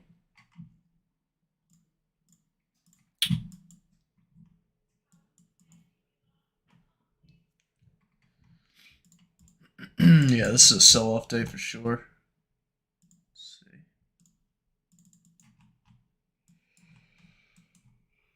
So like right now with the S&P, HMA starting to curl. Usually want that once this HMA starts to curl over, that's it. Usually you're gonna get some sort of selling. So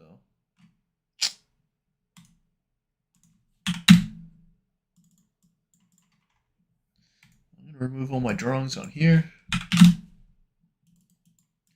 That's it.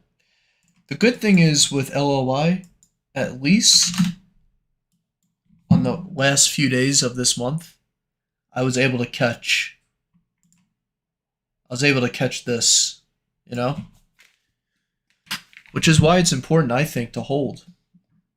Because this move, believe it or not, right here, made my position go from like negative 75% loss to negative 50%. Right? I think, or maybe I was around 60. I mean, went from negative 75 to negative 60%, which is a, couple $100 on my position. So, it actually worked out. Made some money back. But also today, a lot of people are on vacation, so the markets are going to have lower volatility. So the prospects of a big move to the upside are low or lower. So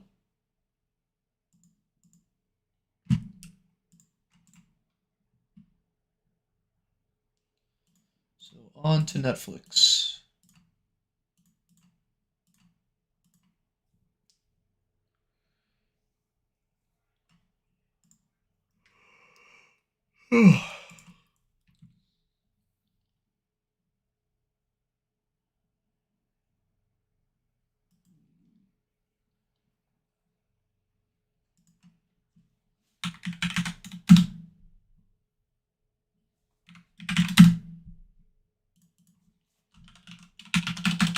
Let's see something. Okay.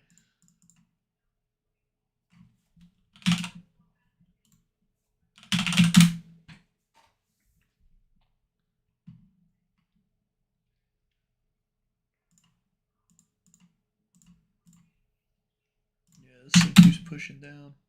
That was it. Yep. That's not good. Came right up. We were hitting some resistance at 585, and then buyers attempted to go higher with it, and then the whole market just rolled over right when it was up here. And this is the result. Big downwards candle. Sucks.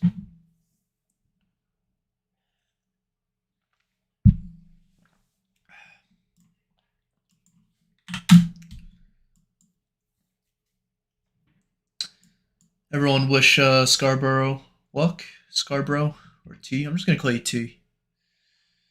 Or Scar.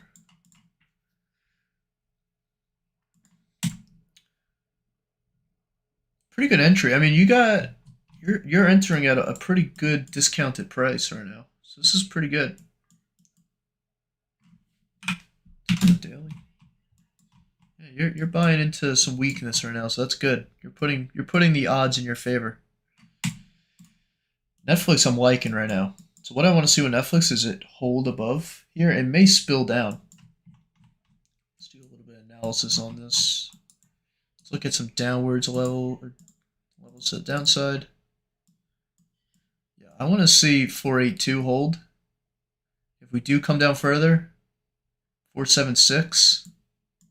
So pretty much this region right here is what I'm looking at. I prefer it to stay above 482. If it doesn't, and it comes down a little bit lower, 470, 475 would be a decent area for it to hold. And if we go below that, then, well, probably looking at this low right here of around 450. T is fine? All right, cool.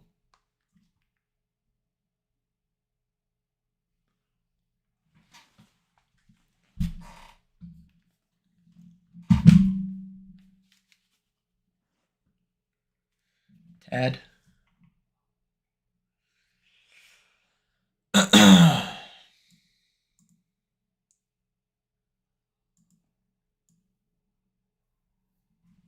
It's awesome, man. Yeah, I hope it works out.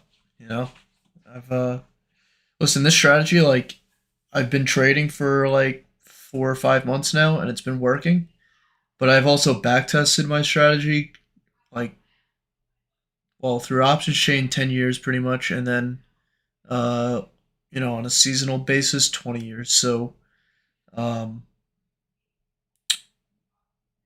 if you manage your risk correctly, you can make good money using this strategy. Not financial advice. It's not nothing's guaranteed though. You could lose money. I mean, I'm not saying this is like the holy grail, but um, I found that if you're gonna trade options, swing trading options is probably the best way. Like the best way to use options is to swing trade. So it makes sense that what I'm doing works because most options traders that are successful swing trade, whether it be even selling premium too. If you're an option seller, most option sellers they put on the trade and hold it for like a couple weeks and let the theta decay work. So makes sense. But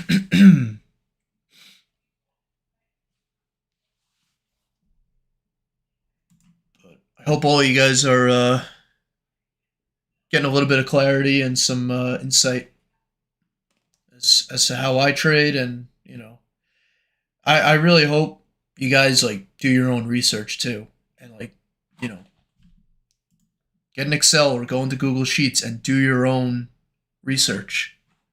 Back test. And like what I do is I take these numbers, right, and I'll apply it to a theoretical dollar amount, and I'll see how much money I can make. So like here's an example. I'll use Netflix. Okay. Let's imagine these trades that are for each year are a monthly basis. So let's say this is January. Let's say this is Feb, right? March. Oops.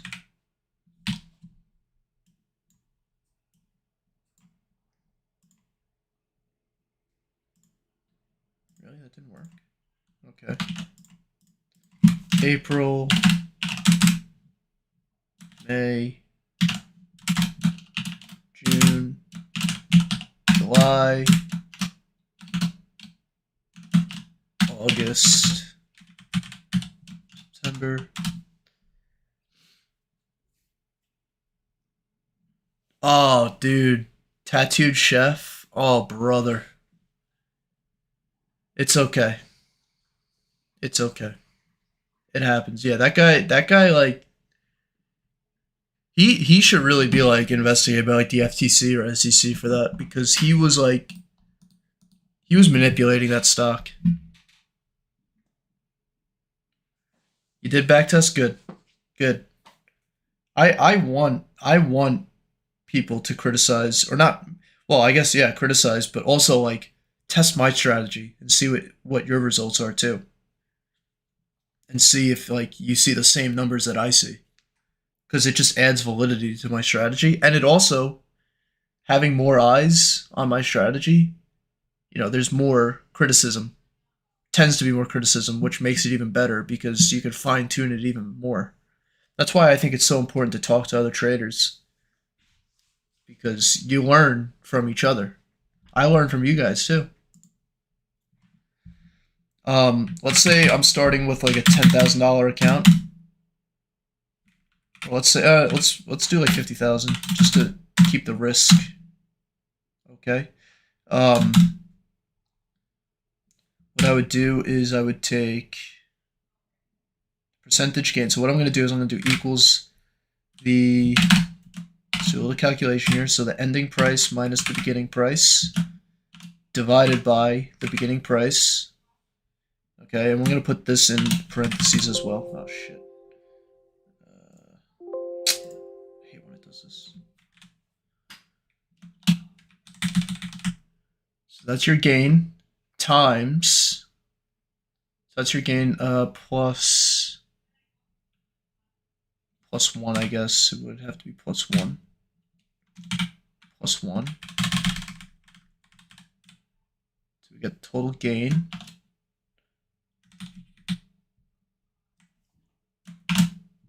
times 50,000.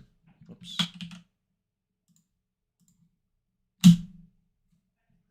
Is that right? Oh wait, it's because I have to risk an amount. Hold on. Let's say I want to risk 10% of my account. I have to add another row here, or another column.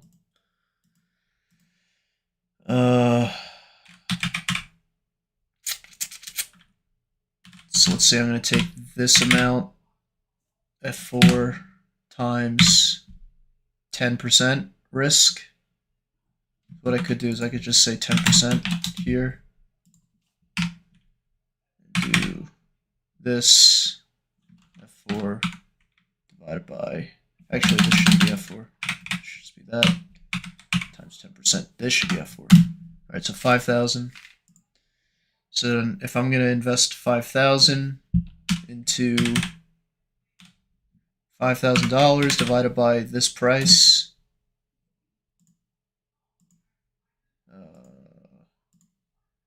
times 100.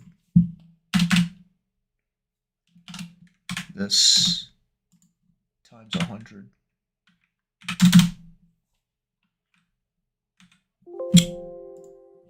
Come on, Excel. I want this to be in parentheses. Doing a little math here. Is that right? So that divided by that. So I could buy, I round down. So I can buy with $5,000. So if I have a $50,000 account, okay, and I want to risk 10% of that account in one trade, that's $5,000. Let's say I want to buy Netflix contracts, and they're $1,705 each per contract. I'm going to take this, and I actually want to do equals round down that. Oh my god, this is stupid. Wait, what?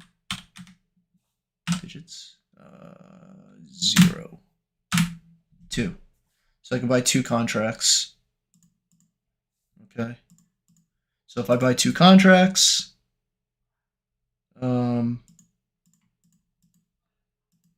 my capital, so this is the total risk, the amount. Technically, I could wrap this all into one formula. So if I wanted to, I could take this.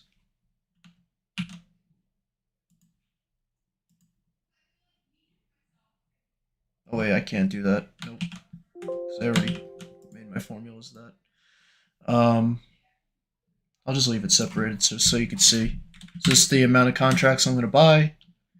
And then I'm going to do 2 contracts of 17. Actually, what I'll do now is I'll take all of this 2 times this. Oh, times 100. So I'm buying 2 contracts of 1705, which is 3410. So that's the amount I'm risking. And then I'm going to make a gain of 415%. So all I'm going to do is I'm just going to take this number and do 415%. So just to make sure my math is correct,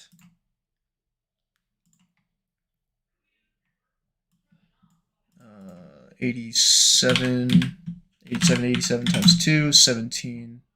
Oh, so I missed something here. Well, that's the total profit.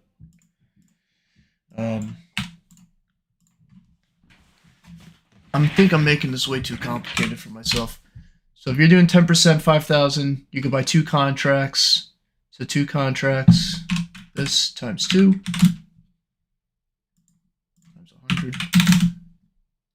And then I can just take the same formula, put it there, 17,000, that's your ending amount. So then what I would do is I would take 50,000 plus 17,000, that's your new account balance for the beginning of the month. And then I'm going to do the same thing. Like, I'm going to take 67,574, and I've done this in other videos before too, times, let's say 10%. That's the amount I'm risking. And the contract is 735 divided by 735. I can buy 9 contracts. So 9 times, so I'm doing 9 times 735, 665, 615, I mean. That's your beginning balance.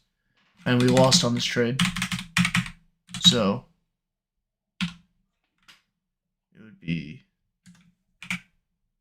what did I say, 2 contracts?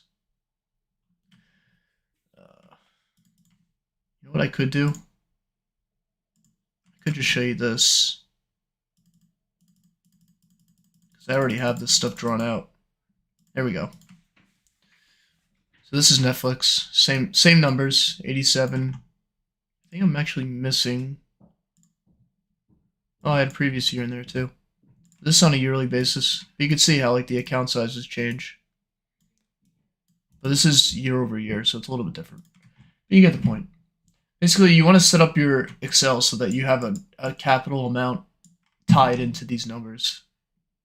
And you can track the performance, and then you can make a chart and all that stuff. Okay.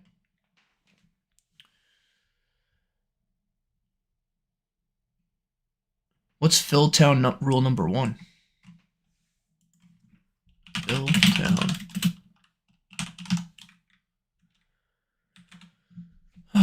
Never heard of this guy. Best-selling author.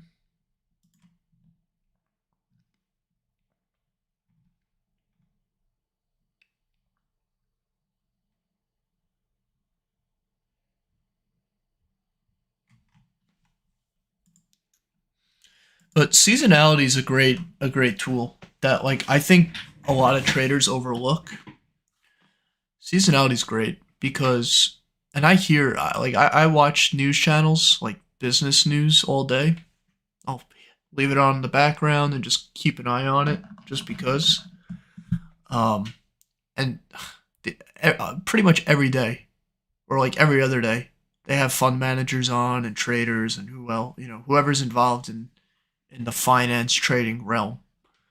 And they're always talking about seasonality. They're like, yeah, seasonal basis here on this stock, and oil, commodities have this season. They're always talking about macro trends and reoccurring themes in the market. That's how these guys make their money. I mean, I really think it's an untapped method of investing, and it makes sense too. Seasonality has a fundamental, as many people will argue, it's not fundamental, and it's not. It is a technical, not technical, but it is just another statistic, another metric of tracking performance. But there is some fundamental validity behind seasonality because, like, It's no different than any other business. If I'm an ice cream shop owner, which season am I going to have more sales and have more profits? It's going to be in the summer, right? If I'm going to sell ice cream, I want to sell ice cream in the summer when it's hot out because there's more demand for it, right? And that's all the market is. It's supply and demand. You want to buy when supply's high and sell when demand is high. It's the name of the game. So seasonality is just a way to identify those tendencies, and then you could take advantage of it from there. But even if you use seasonality, you could still lose money because, especially if you don't understand an options chain, which is complicated, you got to understand duration. You got to make sure you give yourself enough runway. You have to understand risk management, right? You don't want to put all your eggs into one basket and then lose a bunch of money on a bad trade. Even though the strategy is good, you could still have a bad trade with that good strategy. That's really it. So, and following your plan too, right? Like when a business is, let's say you are an ice cream shop owner or any sort of shop owner, you have a system laid out how to serve the customer properly, right? You have a menu, you have, employees with all the tools and the know-how, the training.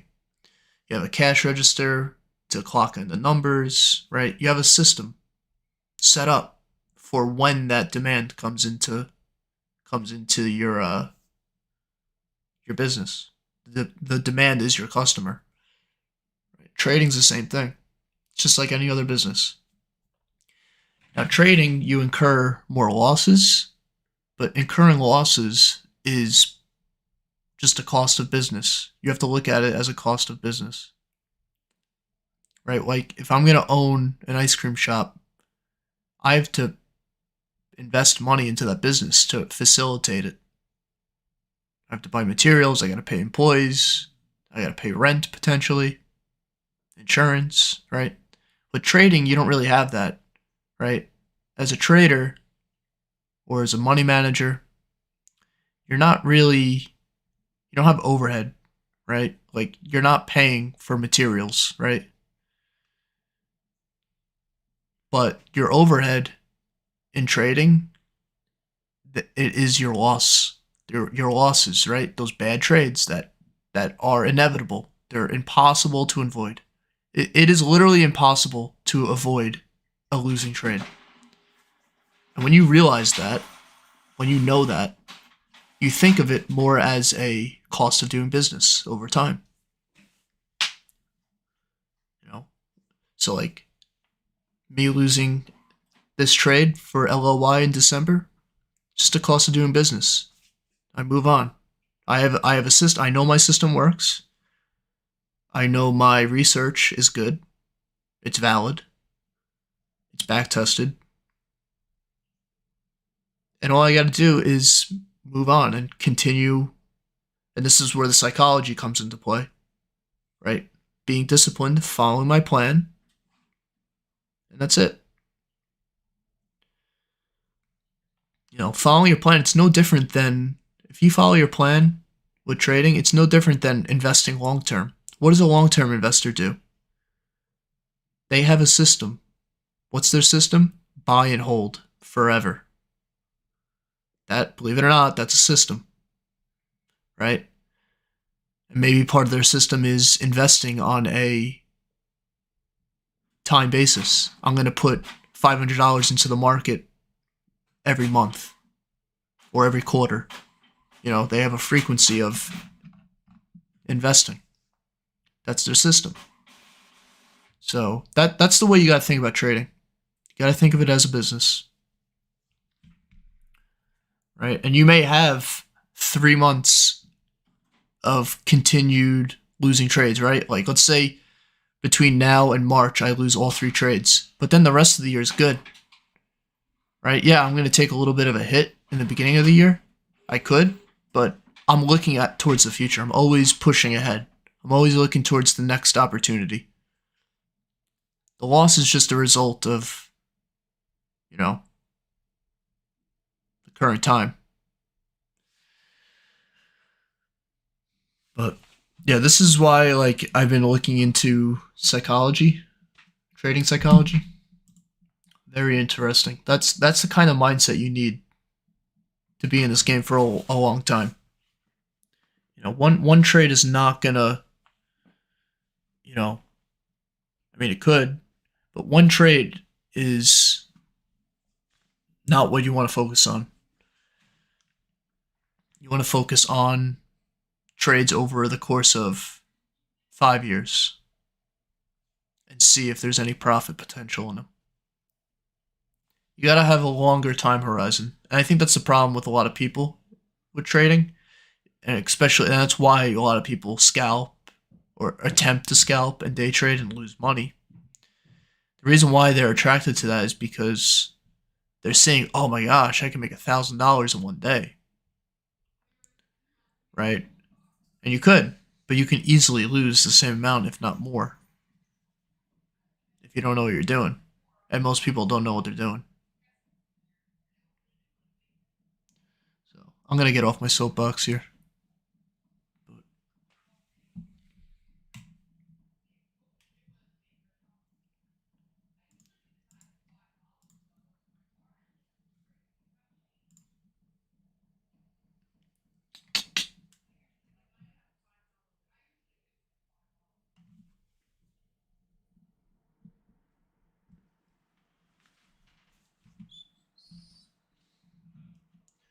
All right, guys. So I am going to sign off here. I'm going to post a video right after ending the stream. I call it a day. So I'll post my video on LLY on the closing trade, and then I will move on to Netflix. I'll post a video on January 2nd. So yeah. All right, guys. Thanks for watching. Catch up with you guys next week, and I hope you all have a nice New Year's weekend, and I'll catch you guys next year. See ya.